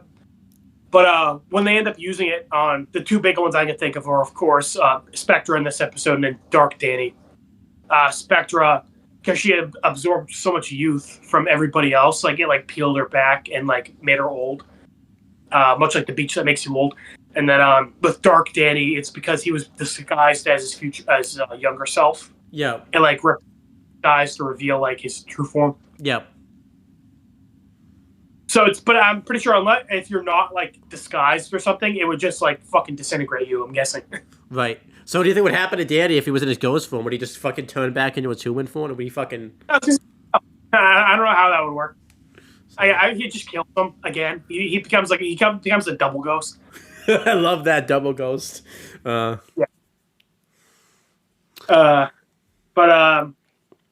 So that's it for that night. The next day, presumably, Jazz is kind of interrogating Tucker and Sam, basically being like, "Look, you guys are Danny's friends. I'm just looking out for him. Can you guys tell me what's up? I know he's hiding something." And again, like I said, I like that Tucker and Sam aren't being dicks to Jazz. They know she's well intentioned, but they're just being pretty blunt about look, we're Danny's friends. We're kind of supposed to keep his secrets from you. This is pretty consistent to with friends. Obviously our friends are not gonna tell your family unless you're doing something really bad. Because again, and that's another thing is Sam even points out look, Jazz, I know you're worried about Danny, but don't worry, he's not doing anything criminal. Yeah. And then obviously the timing is that Danny's down the hall from them, and he stops by the water fountain to get some water, and then Bertrand takes his backpack strap and hooks it onto the fire alarm. And so when Danny picks his head up and walks away, it pulls the alarm. Yeah. About to say, Owen, in school, did they have the alarms just open like that? Because for me, it was always behind a thing of glass, so you wouldn't be able to just accidentally pull it. Someone wasn't doing. Hey, Mr. Lance's only got so many fucking jobs. He can't fucking keep track. Yeah. He's also God damn it, Danny. I can't be wasting time putting glass fire alarms. I got 100 classes to teach. You know what I fucking love? I know you're gonna get to it. When we see them all out there for the fucking drill, he's the only fucking teacher that's fucking out there. It's You're right. You know what? I'm what? Mr. Lancer should be suspicious that Spectre has a job here. She's wait a minute.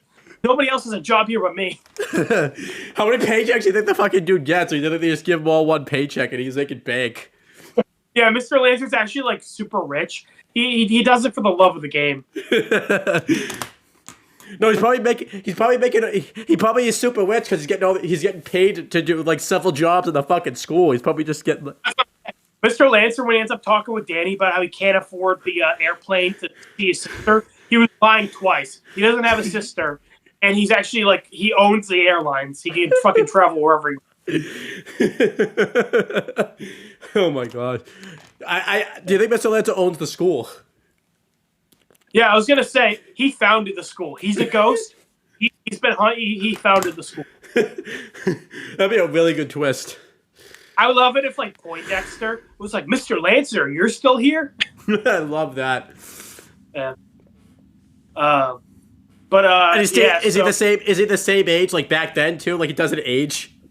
Exactly. He doesn't age. Exactly. He's like a vampire. Exactly.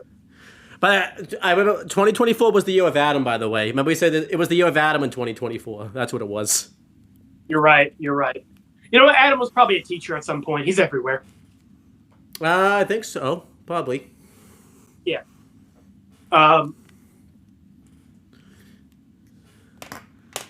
Lost my train of thought. Oh, yeah. Okay. All right. So, yeah, fire alarm goes off. Everybody else outside soaking wet. And obviously everyone's pissed at Danny because they think he pulled it on purpose. And he's going to get a month detention. Perfectly honest. That's actually not that bad. You figure they would fucking suspend him or expel him for doing that. Yeah. If you did that on purpose. You can get a criminal charge for doing that. Yeah. Oh, really? I didn't know about criminal charge. Yeah, for falsely pulling the fire alarm. Yeah, you can get a criminal charge for that. I didn't know that. Yeah. Yeah. I mean, it depends on how far the school wants to take it, but yeah, I mean, in the extreme sense, yeah, they could charge you criminally for that. But I think you would definitely get expelled. So honestly, Danny, you getting a month's detention actually ain't that bad. I want to. Mr. Lance is like, he's got so many jobs, he can't keep track of all the. Yeah, but I was gonna say 2004, so they can't even like pull up the security cameras or anything. They probably had them. Did they? Again, I was like 3 when this came out, so I'm like, I don't know if schools had security cameras. Yeah, they probably fucking did. Yeah, it's. Oh, okay. I assume everything before 2010 was like the Stone Age. Apparently. Yeah. So yeah, Spectra chimes in, being like, "Oh, Mr. Lancer, we don't gotta go that far. How about instead his punishment will be, like some more therapy sessions with me." So yeah, the next scene is Danny wearing an Abraham Lincoln hat and a diaper. And I'm like, okay, this was somebody's fetish. Like one of the writers is like, okay, so we got it. Okay, that's the scene where he's wearing an Abraham Lincoln hat while in a diaper, and they're like, why? And he's like, shut up, Dan. Yeah, I didn't know that. I didn't get the Abraham Lincoln hat. I got the diaper, but yeah. So I'm gonna guess Spectre set that up so Danny would get more therapy sessions, I guess, so that way she could. They got Danny in trouble, so they have an excuse to, give him more therapy sessions to drain him. Yeah. Well, again, that's why I was saying I don't know if this is like because she knows he's Danny Phantom, or because like he's just like a good source of like misery, so she's just like targeting him. Could be both. Could be both. I like how Mr. Lantern doesn't have to go to any of these sessions. No, he's perfect. He doesn't need any therapy. You would think, though, a guy that's working like several jobs in the fucking school would need some therapy. Yeah, you're right. You figure he'd be like stressed. I feel like being a teacher already sucks. Being every teacher would suck even more. And the principal too. Don't forget he's the fucking. You know what? Now that the lunch lady, like probably the lunch lady too. Well, the lunch man, I guess, right? So. Well, no, he could be dressed up. We already know he dresses as a girl in his free time. So you know what? Yes. Or quote unquote. Do you think he pays himself? Like his sister's getting free. Oh my god, love it. Yeah. But yeah, she basically gets dressed like a baby, with an Abraham Lincoln hat specifically. I'm like, oh, and I say Abraham Lincoln hat because it's a tall black cap. It's, again, I don't know. That one seems weird. I'm like, oh, okay, the diaper I get, but like, can you hear me? You were freezing in and out there. I said, can you hear me? Yeah, I can hear you now. Okay, cool. So yeah, basically, the reason he's wearing this outfit, she says, is because he's too worried about being seen as a baby, and he needs to like conquer that fear. And Danny kind of just like slumps over, and he's like, "I'm not worried about people thinking I'm a baby. I'm worried about them thinking I'm a loser." So I do kind of like that, where Danny's actually kind of being open, about like his. Yeah. But then at this point, Dash and the other like jocks come in, and like they're moving stuff for Spectra. Obviously, she set it up so they would come in while Danny's dressed like this. So they all start laughing at him, and he's like, "Oh yeah, well I should have seen that coming." Yeah. Yeah, I like these scenes here. More of Danny feeling insecure and everything like that. I like Jazz showing concern by trying to talk to Tucker and Sam about it. I like that they weren't going to sell him out. Well, Tucker was about to actually for 20. He was thinking about it for $20. So. A part where Tucker's like, "We're not going to sell it to a friend," and Jazz just pulls out a fucking 20. That was pretty funny. Yeah. No, I even like says, although I could be, he wasn't even, he was thinking, that was just getting to like, think about it. He wasn't even, like, imagine you pulled out like a fucking 50 and Tucker like, He's like Danny's a ghost. Yep. But anyhow, continuing, out at a restaurant afterward. No, I thought they were at like the mall type of thing. Okay, so not at the mall. I was always so confused by this.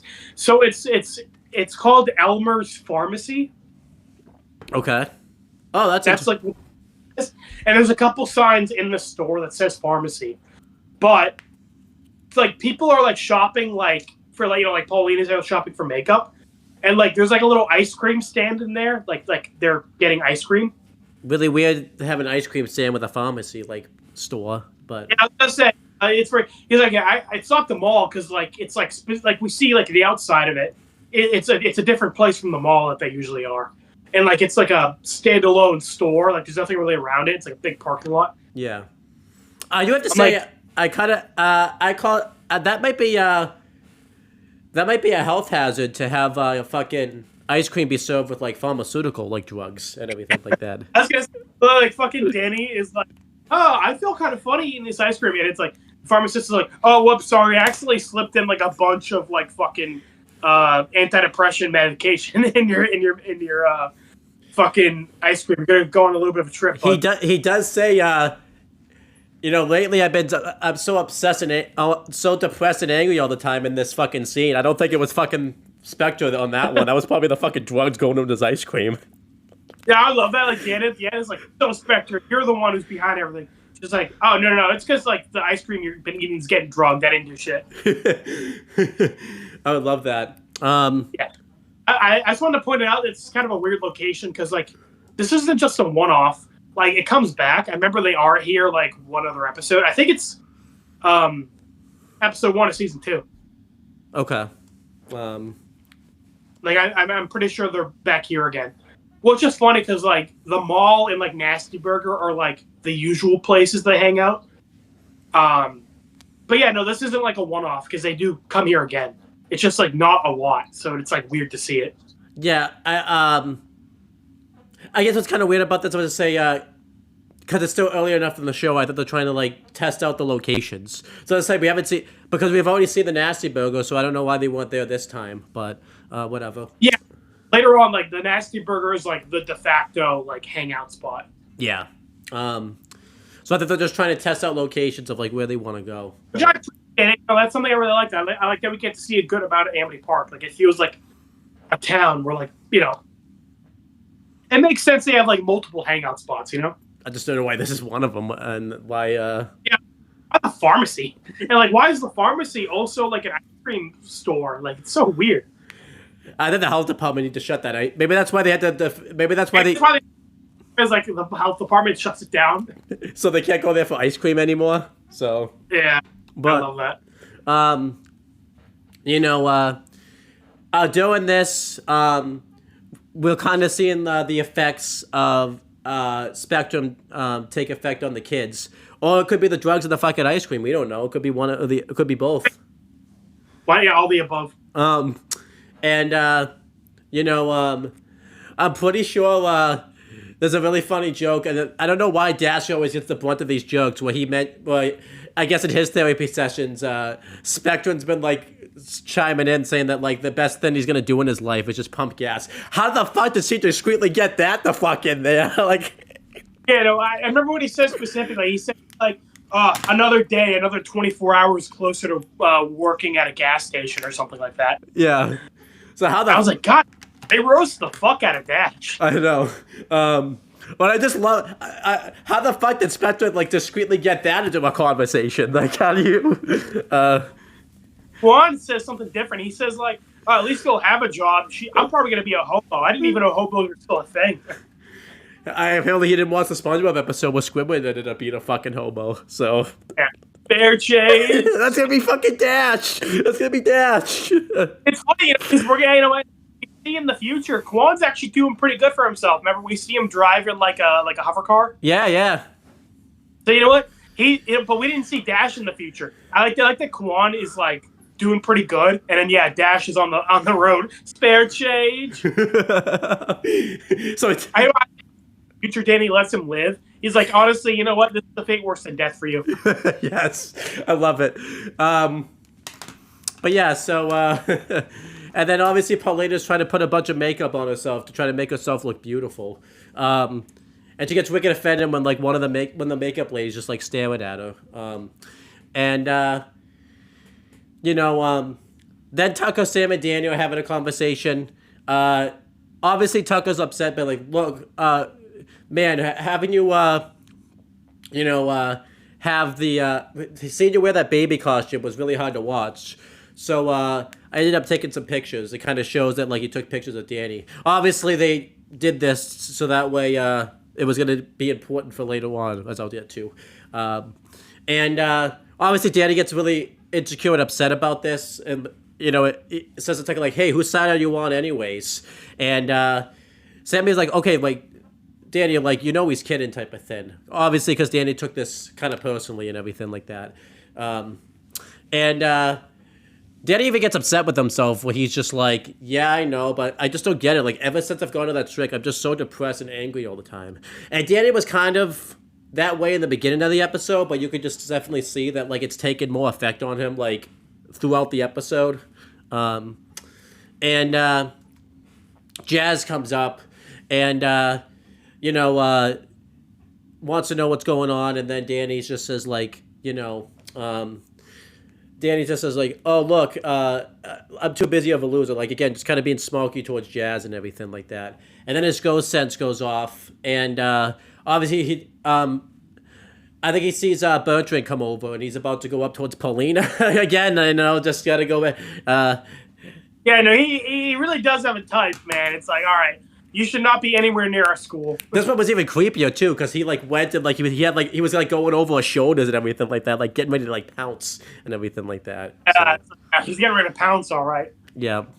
Fucking Danny, you don't need to put him in the Fenton thermos. You need to put him in a fucking prison. Apparently, or just keep him in the Fenton thermos at that point. So. I was gonna say, put him in the Fenton thermos and throw it into a fucking volcano. Yeah. So Danny obviously wants to keep Jazz busy, so he stages as if he's like wicked upset with her, saying like, "All right, take my seat. You've obviously taken my friends, but obviously, he kind of uses this so he can run off and go ghost. And obviously, Jazz takes this pretty personally and everything like that, so she follows him. And Danny kind of is in the back alley, making sure no one's around, he changes into a ghost, and Jazz sees this. We see, like, obviously she opens the door, and we see so she's watching this, like, in the background. Which is cool. They actually animated that, like, they drew that in and everything like that. You could see, like, Jazz, like, watching it and everything like that. Because I think that's pretty cool. And Jazz is obviously in shock by this. I really like this a lot, really good way to go to a commercial break and everything like that. What's better, because I think for a while the best timed one was probably the Chief Yagami fake out like shooting light and everything like that. I don't think that quite tops that, but I think this is pretty close to it. Yeah, this is this is a big deal. It's like, oh shit, no, Jazz find out who he is. Yeah. What superhero gets his identity revealed, but then they'll kind of like backtrack it. They'll like find a way to be like, oh nope, it wasn't actually what you thought it was. But like, no, they don't do that. Like, Jazz discovers who Danny is, and they keep it that way. Yeah, I could say. I mean, several times in Fairly Odd Parents that happens. Where like, certain I think Timmy's family's found out, or several people in Timmy's life have found out, and then they'll just be like, oh, I'm just gonna wipe their memories, and the whole thing is like they're not supposed to find out. They go away forever. That they end up fucking dancing all over that several times at the fucking show. Yeah, it's like Danny kind of did that. Remember, like everybody found out who he was in Reality Trip. But, like, when Danny erased all their memories, he specifically says, like, he didn't erase Jazz's. Yeah, so... this sticks. Yeah. I really like this scene. I feel like this is a really cool thing because, it ends up being a big deal for the show, as I'll talk about, and it ends up putting everything together for, like, Jazz. Because afterwards, I guess I should mention this, because then you can really give your thoughts on it. Jazz kind of like talks to Tucker and Sam about it, and Tucker and Sam's obviously a worry because obviously like Jazz was like there, so I guess they didn't know Jazz like saw like Danny like actually like change. So Jazz is just like, wait, tell me you didn't see what I think I just saw, and Sam and Tucker are just like, look, like we all see strange things, like ghosts aren't weird, like you're starting to sound your parents. They kind of downplay it a little bit, and then they kind of realize Jazz kind of has obviously starts to remember the quotes of the show. And again, this is really cool. Jazz is actually putting together, like, what Danny's dilemma was, where he mentions, she kind of puts together that Sam and Tucker knew that she was a ghost, mentions, that Danny keeps something to herself. So this was really cool because Jazz kind of puts together now, like, what Danny's dilemma has been the whole episode type of thing. And I really like this. And I kind of like that you don't really get Jazz's, like, feelings on it until the conversation that you'll probably talk about, like, later. But I really like that, seeing Jazz actually, like, put this together and, like, okay, like, Danny really wasn't, like, depressed. He was just trying to keep, like, this, like, whatever this is, like, a secret type of thing. So, like, in a weird way, I feel like she, maybe not in this moment, but, as she thought about it later, she was probably, it probably gave her some, like, assurance and made her happy that, like, Danny wasn't, like, really depressed or anything like that type of thing. Yeah. What'd you think of, like, Jazz finding out and everything? Of it, it's a good way to kind of keep Jazz, like, in the story. And also, a way to be able to, like, because I know she, like, covers for him in the future with, like, their parents. Yeah. And it's like, it creates a funny dynamic because, like, Danny doesn't know, like, because Danny doesn't know that Jazz knows for a good while. Yeah. So it kind of creates a thing of, like, Danny's trying to prevent Jazz from knowing, and Jazz needs to, tries to keep Danny from knowing that she knows. Right. I also like it because it also gives, I think it's a good lesson for Jazz, where she's been pretty kind of in Danny's face this whole episode. Obviously well intentioned, but by the end of the episode, she ends up realizing, like, Danny kind of has to go at his own pace, and she kind of is just kind of supporting him from the background. Yeah. So I like that, and obviously, I think the big thing is here, like you said, she remembers what Sam and Tucker were saying earlier. So instead of, like, pressing the issue and, like, saying, like, what, I just saw Danny become a ghost, like, she kind of, like, backs off and, like, pretends like, oh yeah, I must be going crazy. It's sorry. Yeah. But like she, like, fully formed her feelings on it until, like, the conversation later. But, like, this is kind of the beginning of her realizing, like, let me take a step back and, like, like, let him do his thing, I guess. Yeah. Yeah, I really like this scene, and again, I like that this doesn't get, like, undone or anything like that. This ends up sticking. And I like this because then throughout the show, you get to really see Jazz's feelings on it. And I like that it becomes like an episode, like a Jazz's perspective. Like, they kind of take the Tucker approach, and that becomes like a Jazz episode type of thing, where it's Jazz narrating it type of thing, which is really cool. Yeah. And again, I like that Danny doesn't find out for, like, a good while and everything like that. They keep the like midway till season 2 that Jazz knows. Yeah, so it's really cool that she ends up and it was kind of cool because now it kind of keeps Jazz, like, it kind of upgrades Jazz a little bit. I wouldn't say she's probably, like, I'd say she's probably more of a recurring character after this than, like, a supporting character type of thing. Yeah. Like, because I feel like if Jazz didn't find out, she really would have just been, like, the sister character who's, like, in the background occasionally, Yeah. So her finding out kind of gave her more of a reason to be in future episodes. I think this is cool. Like we said, we're doing Yellow. We just did Yellow Jackets, and that's a big thing of that show is them keeping secrets and everything like that. I feel like Danny educated this real well. Because that's the thing that we did. This would have been, like, a cool Jeff scene if we could have gotten this, where he read the journal and, like, because Jeff kind of takes this approach a little bit, where, like, he knows and then, doesn't, like, press Shauna to come to him or anything like. But then again, we don't know what the fuck Jeff. Oh my gosh, I don't even want to get into that, like, because we don't know what the fuck Jeff knows. So, whatever. Thank you. Thanks a lot, season 3 on that, by the way, because I can't even make that comparison now, type of thing. So. Yeah, because that kind of fucked with that whole thing. You're right. But Danny flies off, and then he basically, like, he ran off to the alleyway, and then he turned into a ghost and flew back to the pharmacy/store/ice cream shop. Yeah. Do you think the health inspector's there? Do you think the health inspector had shut it down after season? Well, 2? the health inspector at the Krusty Krab right now, but after he's finished getting buried alive, he's on his way over here. Yeah. Oh my gosh. Yeah. Yeah. Um. I want to do that episode. That one's fucking dark. Oh yeah, that's coming up. That's coming up pretty soon, I think, too. So. Um. But yeah, continue. Yeah, talk about your thins. Wait, is this? Yeah, it's the fight. Oh, you're right. It's the fight next. Yeah. I was waiting, like, are you gonna like move on? I forgot this was me. Sorry. Yeah, I had nothing left. I got nothing left to talk about here until for a while. Yeah. Bertram Bertrand is fucking pulling pulling the Diddy, getting a little too close to some teenage girls. Do you think he got possessed? Do you think he got possessed by the evil dead like spirits, and that's why he's doing this? Sure, why not? Let's see, Evil Dead was way before this. Yeah. Why not? That's fucking scary. Imagine the Evil Dead ghost type of. Well, those were like tree shit. I feel like we gotta wait for Undergrowth to do all that. Oh my gosh, yeah, that's even worse. Yeah, is Undergrowth just the Evil Dead ghosts?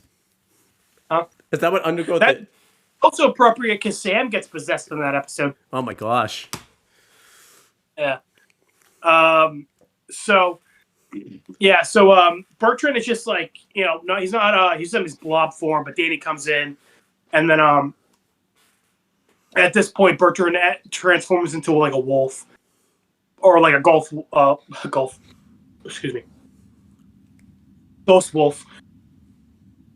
And they're kind of, going back and forth, like they're rolling around a little bit.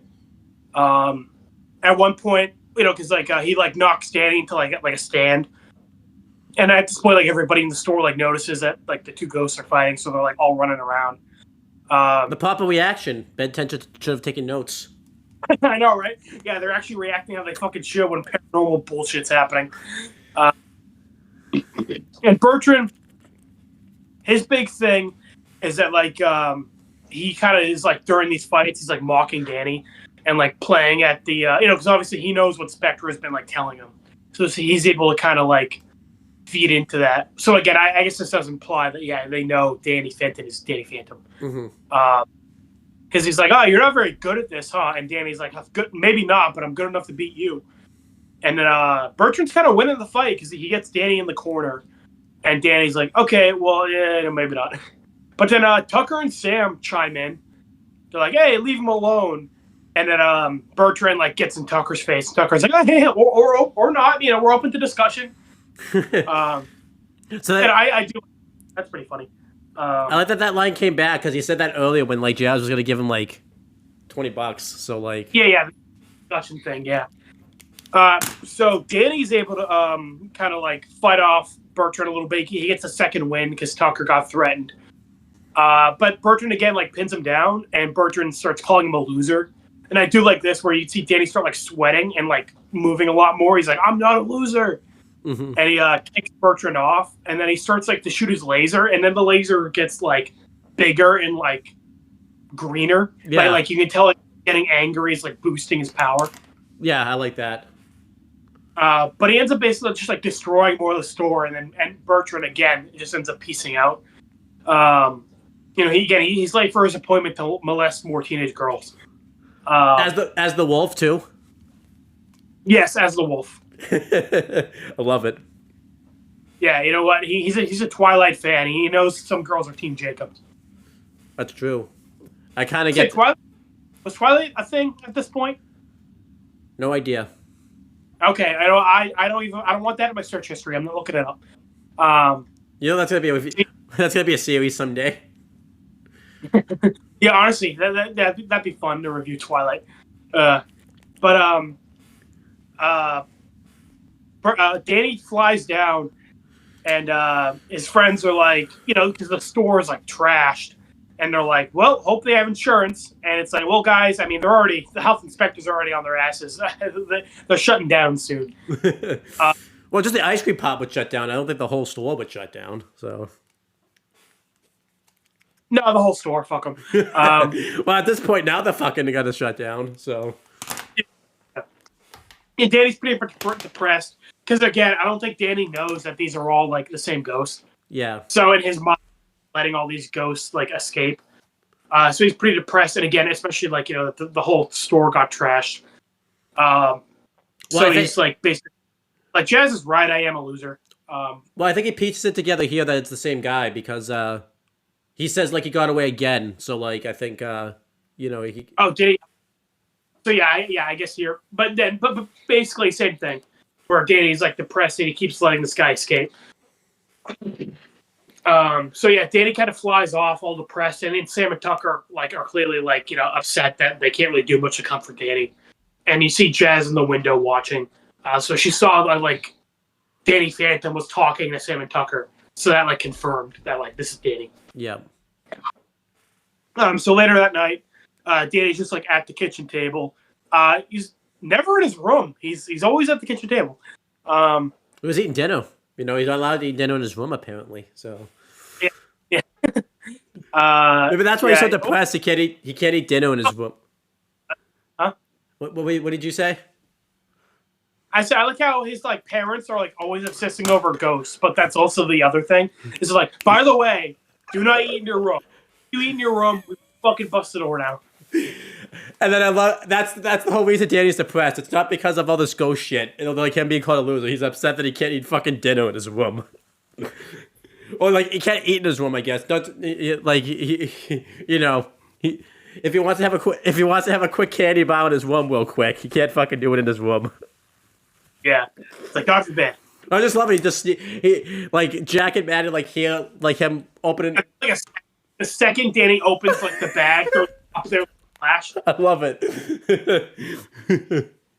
Like they have like a ghost sense, but it's like Danny eating in his room sense. Oh, is it just Danny that can't eat in his room too, or can Jazz eat in her room? No, Jazz gets a pass. It's just Danny. Danny just eats like a quick like. What about gum? Because that's simply not. And the second Danny opens that gum wrapper, they're up there. I love it. Benton Peel are fucking shooting in that Danny. Oh yeah, oh yeah. What if you shot the Fenton Peel at his human cell? How would that work? Like, would he still? Again, he becomes a double ghost. So it becomes a double ghost, all for eating in his room. Yeah, exactly. You hate to see it. A tale as old as time.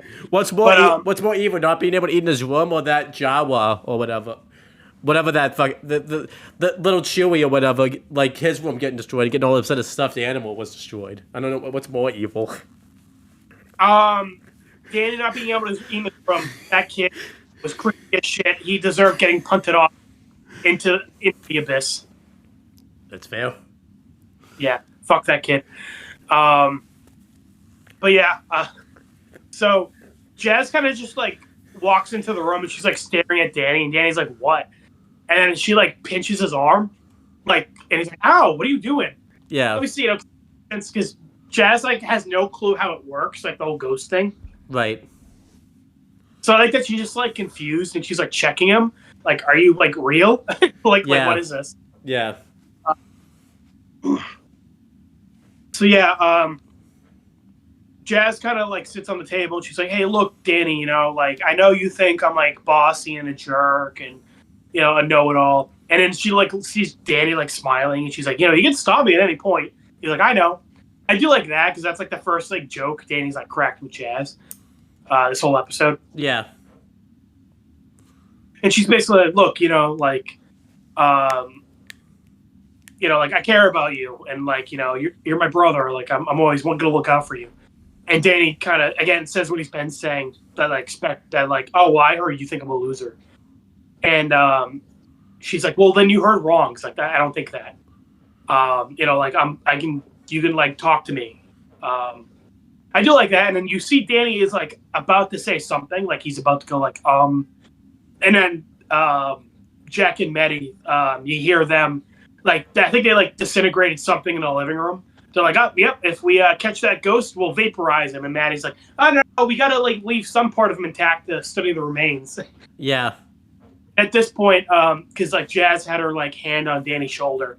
Danny, like, noticed it, and he was like, "You know what? Never mind." Mm-hmm. And then Jazz is like, "All right, you know what? That's fair enough." So I like that, where Jazz kind of understood, like, okay, I can see why Danny is, like, being secretive, like, he's worried about what we'll think about him. Yeah, I like that. And but I do like that, like before Jack and Maddie did their thing, it seemed like Danny was gonna like, I don't know what he was gonna say specifically, but he might have like came clean about like his ghost powers. Yeah. I like this a lot, and I feel like too. I like, you know, when Jazz finally says like, "Look, I don't think you're a loser." I think it meant something to like him that like not necessarily that like that like Spectre ended up being one. I think he just wanted to finally hear somebody like say something good about him because he's been beating himself up so much. Well, it also happened later because when like Spectre was mocking him, Danny said like he says that like no matter what, Jazz was like the only one who wasn't dissing him, Yeah. and that like he like doesn't want to let her down. So I do like because earlier that was a big thing in this episode. I think a big thing with Danny is like thinking. Obviously, he cares what everybody thinks about him. Like he doesn't want everyone thinking he's a loser. But it started with Spectre saying that Jazz said that. So I think even though Danny's like treating Jazz kind of badly and like being secretive with her, he does care what she thinks of him. Yeah. And in this scene where she like really had a heart to heart with him, and then at the end where like when Danny refused to like talk more, Jazz kind of stopped pressing it. She just like kissed him on the head and walked away. And I like that where you see Danny kind of like smile at that, and then he looked at the audience and he was like, "Ew, gross." Yeah. Yeah, I like obviously the joke is that like he's a teenage kid. He isn't like getting affection from like his family members. Right. But I do like that because I feel like that's why Danny also like smiled. He's happy that like the whole episode Jazz has been like pressing him to come clean. When Jazz finally says like, okay, like if you don't want to talk about it, like you don't have to like talk about it type of thing. I feel like Danny getting like the okay to like not have to finally talk about his feelings. Was good for him. Thing is like I don't think Jazz is wrong for wanting Danny to like speak, and obviously like bottling up your feelings isn't good, but at the same time like you can't just like force it. Yeah, which I think is so it's kind of like a because at the end of the episode Jazz says that like he can tell me when he's ready. It's the kind of thing. So I think the idea is that like Danny should come clean eventually, but like she's not gonna force him to at the same time. It's kind of just like whenever he feels he can like do that, like he should know that like I'm ready for it. Yep, definitely. So I like that. That's very, again, for like a show that aired on Nickelodeon, that's very mature of the show to kind of come to that conclusion. Yeah, I feel that's really mature. Yeah. So then the next day, it's finally the time for like the Spirit Week like speech and everything like that. And by the way, did you participate much in Spirit Week? I really didn't. I just kind of did my thing. Did you ever like dress? At a Spirit Week. Oh, let's. I think it did. I mean, I think we had like a pep rally, but that was it. And I didn't really give a shit. Yeah. Maybe you're going to Spectre too much, Yeah, man. Yeah. Oh, we missed the biggest drug, by the way, Spectra, with the misery and everything like that. That's a big one, What? Like the big drug obsessions that people obsessed with. Spectra with misery. Oh, hey kid, you got any more of that misery? What happens if people start taking antidepressants and all that type of shit? Like, how does that work? Like, she can't feed off that. Or Mr. Lancer walks in, being like, "Hey, lady, so you don't actually work here?" And then she's like on the ground, like spazzing out. But anyhow, obviously Sam notices like, is it me or is this like the worst like Spirit Week that I've ever seen? And obviously you see like everyone in the school now is just like almost like a zombie. Right. We forgot to mention it earlier, but at the ice cream store / pharmacy / store, we saw Valerie and Quan talking, and this is the last episode where they have their not voices. Like next episode, they have the voices that they're gonna have for the rest of the show. Mm-hmm. Which with Quan, it's less noticeable because like he is again he's a recurring character. Well, he shows up a lot, but like he's not like really an important character. Like he's just kind of like the side bully. Yeah. Whereas Valerie's gonna be like a character, like a character that gets a good amount of focus going forward. You know what's really weird? Spectre told Valerie, like, I don't remember what she told Valerie, but, like, what Valerie gets the fucking next episode is probably worse than what Spectre, like, said. Well, he says something about, like material possessions, which is, like, kind of funny because next episode, her, like, family, you know, her dad loses his job or something and they end up, like, poor. Yeah, so. But yeah, so then, you know, everyone is feeling miserable. You know, Dash. I love Dash as he says, another day, like close to like death or something like that. Like it was really dope. Yeah, another 24 hours closer to working at a gas pump. And then you know, Paulina's being really, you know, insecure about her beauty, and yeah, they're obviously very.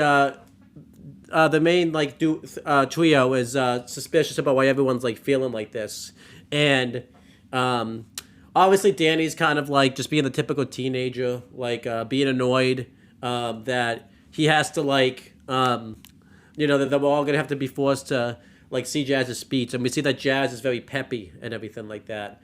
And then there's kind of like a throwaway line, you know, that. Because Sam even says, like, you know, I'm goth, but I'm even the one that's peppy. And then Tucker says, like, I know, and we're the only ones that have a session with Spectra. And then Danny's like, okay, wait a minute, give me that. And he pulls out Tucker's PDA, and he goes to the pictures. And he, like, notices that, you know, obviously that he sees that his breath is cold. And like we mentioned, the whole time we've been seeing that the room's like been cold and everything like that. And Danny can see his own breath. And then Danny kind of pieces together that like, you know, that's probably not him being like cold. That's probably like his ghost sense. He kind of puts these together that, which again, are funny that it kind of is the same thing though, because the fucking ghost breath leads to ghost sense is a result of like his ice powers. Yeah. So in a weird way, he was. I guess he was also cold too. So yeah. But yeah, so he says, like, he kind of pieces together that Spectre could be a ghost, because Danny wasn't just getting the ghost, like, he wasn't just seeing his own breath based off Spectre. I guess, like, since the other kids were, like, going to sessions also and everything like that, too, he was probably getting the sense, like, from the misery, like, feeding off the kids and everything like that type of thing. So, and... Sam and Tucker are like only one way to find out. So Sam and Tucker go into a. I like that they went to the session like at the same time, like together. They didn't go. It wasn't like one went and then the other went. They just both went at the same time. Yeah, that is funny. And I love what they say is Tucker like says like he hates his life. And I guess Sam's insecure about Tucker's life. That's her insecurity is she hates Tucker's life type of thing. So. Yeah. And she hates it more than Tucker hates his life type of thing. So, so obviously this kind of... Red versus blue. I think somebody says like me and my... somebody says like, I hate my stupid mouth. And the other guy's like, I hate it more. Yeah. So then, you know, Danny's spying and watching this, like from the outside. And, you know, he goes intangible and comes in. And obviously he can see that like Spectra, like we see that there's like energy from the misery, and Spectra's like inhaling it in like a drug, pretty much. Gotta get that misery. Yeah. Say that. I love her misery, puts it on the floor or on the desk, and she's like, she's like cracking up the knife. Yes. And I would love it if like Mike came in at this point with like a bag of fucking misery. Like, this is not misery. Yes. No, it has to be Walter White, another teacher at the school. No, it should be Mr. fucking Lancer that does it. Yeah, Lancer, he's bald, and then he shaved his beard to look. You know, he beard. Now he's got the goatee. This is pre Breaking Bad too. Also, so yeah, I would love it. The last scene of Danny Phantom, like Mr. Lancer on the ground. My baby blue. I love it. Sideshow that's going on while Danny Phantom's doing his thing. I have a theory. What if Walter White's actually Mr. Lancer? I would love it. Yeah, Walt faked his death and transferred to Casper High. Well, no, because wouldn't Danny Phantom be first? Because Yeah. it's Okay, cool. Yeah, Mr. Lancer quit here and then moved to Albuquerque. There we go. I love it. We never learned his first name. Maybe Lancer is his middle name. Or White or something. I don't know. Yeah. So, no wonder why Walter White, like, was unfulfilling though. He had every fucking job in at Casper High before he went to break Yeah. Albuquerque. No, yeah, I had to cook meth. But yeah, so Bertrand comes in and Spectre makes sure that it's all set up. So I guess Spectre stopped procrastinating. She finally got the fucking shit done she was supposed to get done. There we go. Good for her. Bertrand's like, of course. Well, everybody anti-therapy. She's been getting regular therapy to stop procrastinating. Yeah. But we get the reveal here that they revealed that there was gonna be I think we said it kind of earlier, but there was gonna be like a big domino thing that was gonna say Spiel Week, but at the end, they're gonna like vaporize like Jazz and really get everybody's like spirits down and everything like that. And yeah, fucking murdering a girl in front of everybody is probably a good way to get their spirits down. Imagine it actually lifts those fucking spirits. Yeah. Hey, everybody's like, blood for the blood god. Like everybody like Yellow Jackets, they like string her up and like start like eating her. Yeah. Now does Bertrand does he molest Jazz before before she gets vaporized? 100%. Right before the laser goes off, he's swooping in. And then they said that then there'll be a ton of misery at this school for there might not be misery. They might revel when fucking Jazz get this. Would that revert? So what they say is that there's enough misery at the school. There'll be enough misery at the school to keep them young forever. What I wonder is if everybody was like psyched at Jazz dying, would it reverse and would they get really old? I don't know. I do wonder. Then their buddy Zombozo comes in and absorbs their positive energy. Yeah. Oh, so that's fucking weird. So like Zombozo and like Spectre, like how they can't be a fucking duo because Spectre needs misery and Zombozo needs joy. So like, you know what? Date. That's why they broke up. The different goals in life. Yeah. Well, in life with Spectre, in Spectre's case. Yeah. Yeah.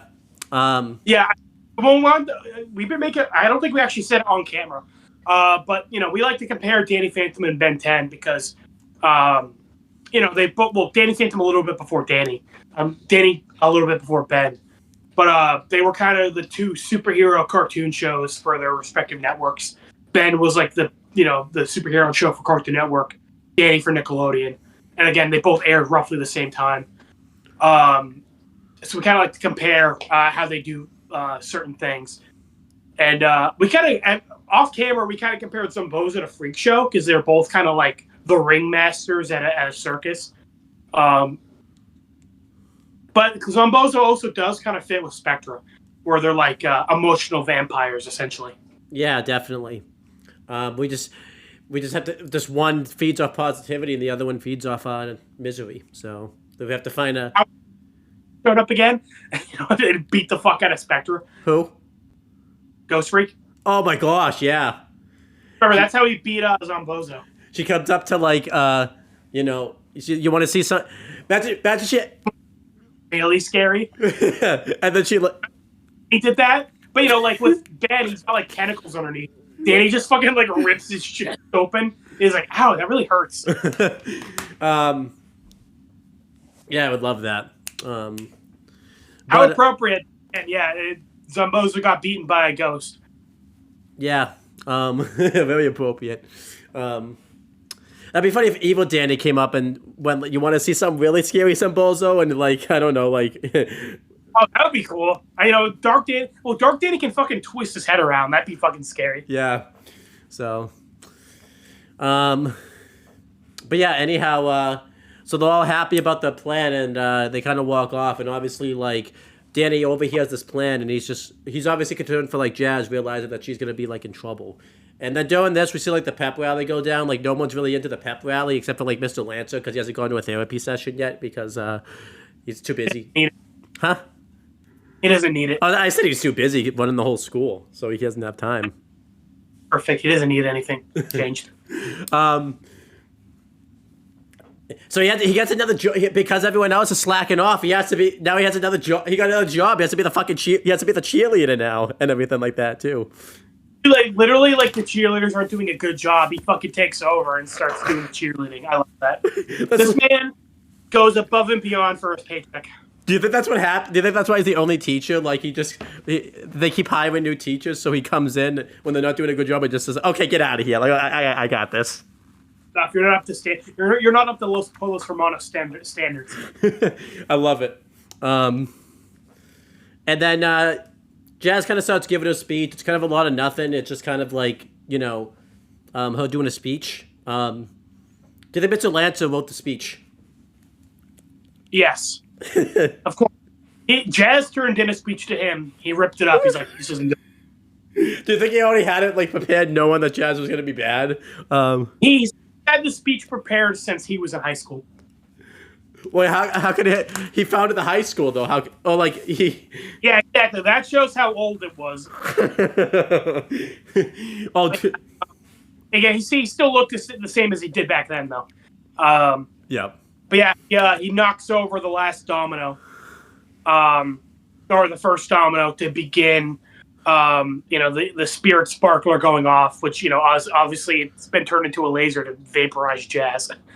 Yeah, that's another job. He knocked over the first fucking domino to set the. That's another job he has now. So, emotion, yes. But yeah, Spectra and Bertrand are on their way there. They're walking through the hallway. Danny, he went ghost and is standing in their way. And I do like this where he's like, where Spectra is like, I don't know what you're talking about. Like she tries to like play it off, but Danny's not, and he like goes to attack him. And Spectra reveals her ghost form, basically being like, you have no idea who you're dealing with. And I do like her ghost form here. It's like a pure black, like outline of her, and like her like feet are like flames. It looks cool. Yeah, I do like the speech that Danny was like cutting when he figures out a plan, like kind of realizing she feeds off misery. Like the monologue that Danny cut was really good. I prey on high school kid. You prey on kids, like their futures, their body image, like their feelings, and just suck it up for yourself. I like how Bertrand preys on kids too, but Danny didn't point that out. He preys on kids in a different way. I think it was too drastic for Danny to like mention and all that type of stuff. So. Yeah, I would love it if like Spectra didn't know. She's like, Jesus, man, I'm gonna vaporize Jazz, but I'm not that evil. To be fair, I don't even think Danny knows, because anytime Bertrand's been preying on kids, he hasn't like Danny hasn't like been there for it for the most part. I would love it if like Danny finds out what Bertrand's been doing. He's like, okay, we gotta kill him. Like normally I'm all for like locking the ghost in the ghost zone, but like no, he has to die again. Yeah. How do you kill a ghost though? Danny will find a way for him specifically. I love it. So yeah, the fight begins. They end up outside. Bertrand gets taken out pretty easily, actually. I do think it was pretty funny though. So he transforms it. So I thought this whole episode, I thought his thing was like he could transform into animals. No, he transforms into a ninja, and they do an Indiana Jones joke here. He's like waving the nunchucks all around, and then Danny pulls out the thermos and like sucks him up and like beats him easily. I even like how he just I like how he looks at this. He's just like, I got no fucking time for this, and like just puts literally the Indiana Jones joke where he just fought off a bunch of goons, and this one guy shows up and he just starts like do a bunch of like sword tricks, and then Indiana Jones just like looks at him, pulls out his gun, and like shoots him. I haven't seen Indiana Jones, so like obviously. Yeah, it's a good. Harrison Ford plays him, Han Solo. Yeah, so yeah, that might be that might be why he couldn't be in potentially Return of the Jedi. Yeah, potentially. Again, I still can't confirm nor deny. I'm just saying that might be why he couldn't be. But I would love that. But yeah. So it's a funny joke, and again, I got the reference. But considering this whole episode, Danny's like been beating himself up because Bertrand keeps like escaping him.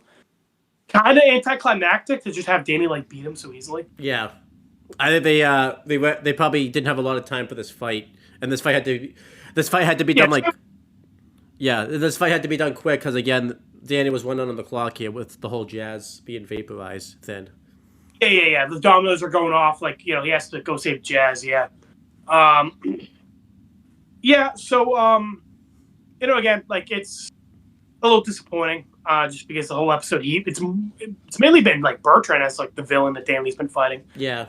But I will say, even though it sucks that he's gone, I like with the Spectra fight that like Spectra isn't the strongest ghost he's fought, but like the most emotionally manipulative ghost, and that's kind of what gives her the edge. Yeah. Because I think that could be a problem in some shows where like they don't know how to make villains interesting, so they just have to keep making them stronger and stronger. Whereas with Spectra, she doesn't need to be stronger than like Vlad or Skulker or Technus. What she does here is excuse me. She like grabs onto Danny and he's like, "Let me go," and she's like, "Not a chance. Like your misery's too valuable." She's like sucking up his misery more. Yeah. And then while she's like doing this, she keeps like shit talking him more to like kind of make it even harder for him to like fight back. Basically being like, like you're a loser, and like look at her, like we're gonna vaporize her, suck up all the misery, and then now that you're here, we can just frame you for it and get off scot-free. Which I like is a big thing about Danny as a character is he's been wondering like if he's even being like vindicated for like fighting all these ghosts and everything like that. So that played into it really well. Yeah.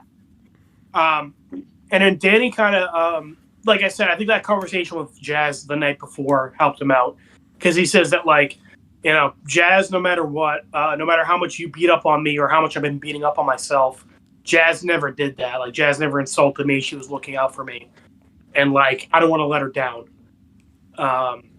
So he's able to like muster up the courage to like blow Spectre back. Yeah. This was he like the rings come over Danny when he transforms the ghost to human. Yeah. I was like, that was weird. Why did that happen? I don't know. I don't know if that was an animation error or what, but I don't know what happened though. I think he was supposed to shoot like lasers or something, and then like that happened. So. Yeah, but that was a really cool moment. I like that. And again, I like that basically Danny's doing this fight for his sister. He spent the whole episode kind of being shitty to Jazz, so I like that he's kind of come around and like, even though he's not willing to be like emotionally vulnerable with her right now, he does appreciate her and like knows that she's like looking out for him. Yeah, I like that. So yeah, basically, Danny's able to like go in there and like save Jazz in time right before the laser goes off. He turns intangible and like carries her through the wall, and they end up in that like storage area from Mystery Meat. Mm-hmm. Seems like this like little like back hallway in the school, and Danny kind of like smiles at Jazz, because obviously he was able to save her, and Inspector shows back up and like carries Danny into the next room, and again she's kind of just playing to his insecurities, making it harder for him to fight back. Being like, you're a ghost and you're a boy. Like you're trying to fit in with humans, but you can't. Yeah, I like this. Like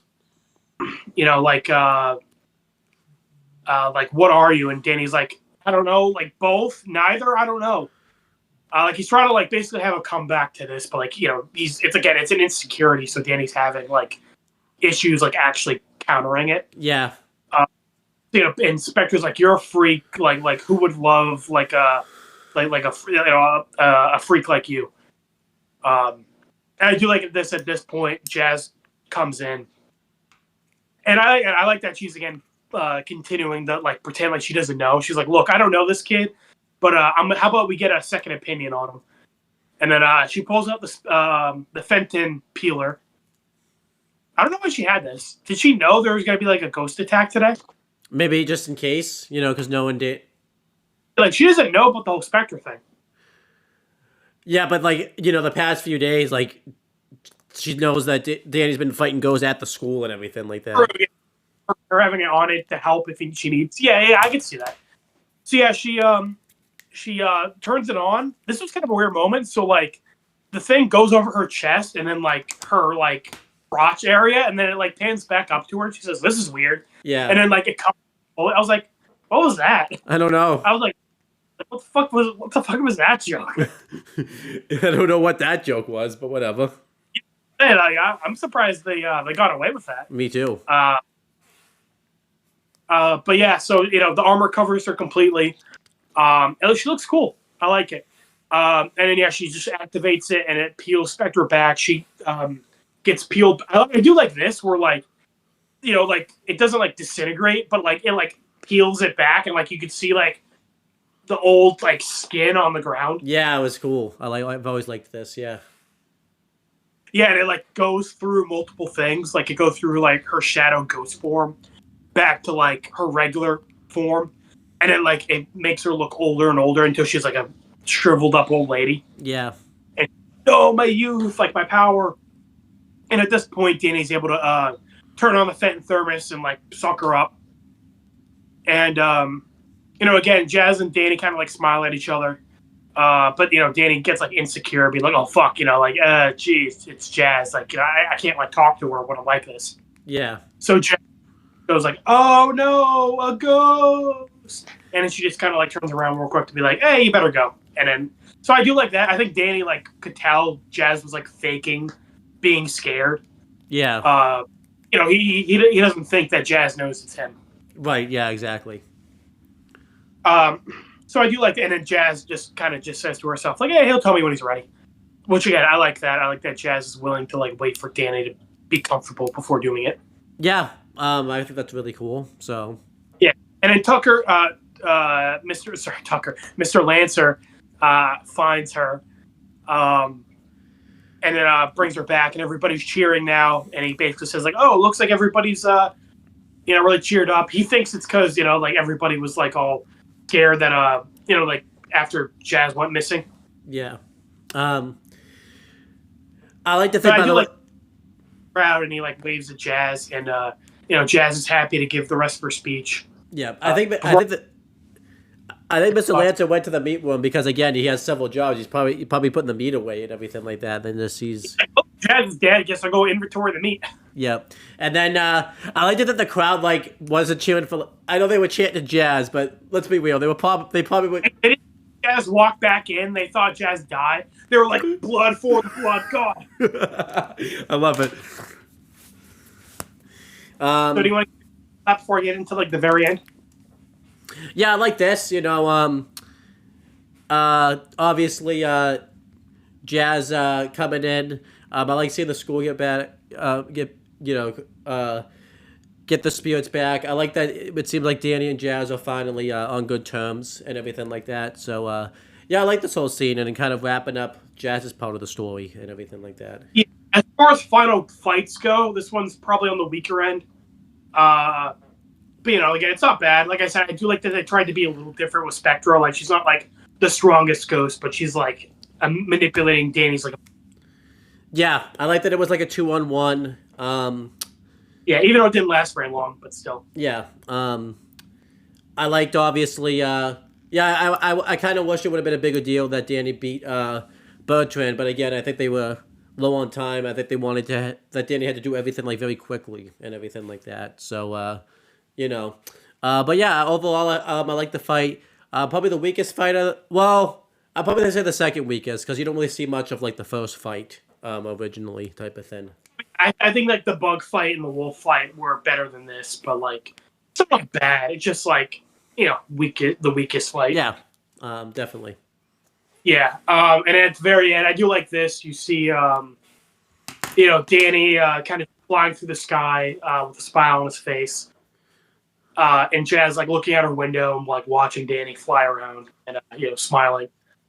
One, I like that because I think this is the first time we saw Jazz's room because again we've mainly been seeing like the basement, the kitchen, the living room. I think we saw like Danny's room like once, Yeah. So like I said, I like Fenton work, so I like seeing like all the rooms. Yeah, I like this. Kind of realizing that like Danny's got kind of finally his mojo back and everything like that, and the whole episode, Danny was finally beating himself up, and I like the fact that he's finally like feeling confident about himself again and everything like that. Yeah, I like even just all the previous episodes so far, it feels like whenever we see Danny using his powers, it's either he's like messing around like in the Poindexter episode, or like he's like obviously like using it to like fight and stuff. This is really the first time we see him just kind of like enjoying his powers, like just flying around and having a good time. Yeah, definitely. It was nice, and again, after the whole episode of him beating himself up, like you said, it's good to see Danny like have his confidence back. And to see just Jazz there, just like silently supporting him and like happy for him. Yeah, I agree. Yeah, that's the end of the episode. Really good. Again, I like that it's like kind of Jazz is the main character for it. Spectre is an interesting villain. I'm glad she comes back. But, this is a good introduction episode for her. And then, of course, the episode is like mainly Jazz POV. Danny's still really good in it. I like him dealing with like his confidence issues.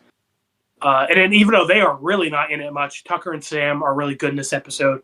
Like I said, I bitched about Sam being kind of annoying in previous episodes, but she's been good in this one. I like how she was kind of like a good mediator between Danny and Jazz.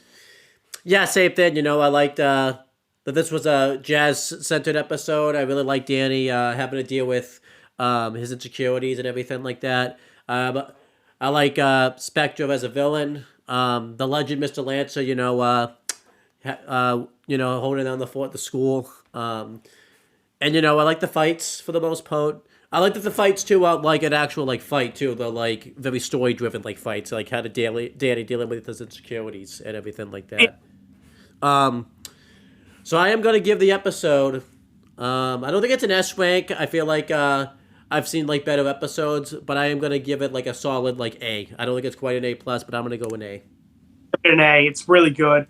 I definitely don't think it's like S rank, but it is a very, very good, solid episode. I really enjoyed it. Yeah, and I'm glad this episode's... And again, the biggest thing I like about it, too, was the thing with Jazz finding out about Danny. I like that stuck at the end. A lasting consequence. Like, this is a very important episode for future episodes. And, they don't do anything... They don't, like Danny... Jazz doesn't find out about it, like Danny doesn't find out Jazz knows for like a while and all that type of stuff. So, but yeah, that's pretty much the end of this video. Happy to get back into Danny. We're probably not going to go back hardcore into Danny. We were just doing this to kind of pay tribute to Guy Moon. But we'll probably go back to like doing Danny, Ben, and Avatar like hardcore. We planned on March at some point. Yeah. We want to do a couple other things. Our next videos, we're going to do some guessing games, which we haven't done in a long time. I'll be hosting the Pokemon one. He'll be doing wrestling. And then after that, we'll also do Phineas and Ferb and Walking Dead. Yep. So yeah, that's pretty much it, guys. Check out the wrestling channel for some wrestling videos, and we will talk to you guys later. Bye.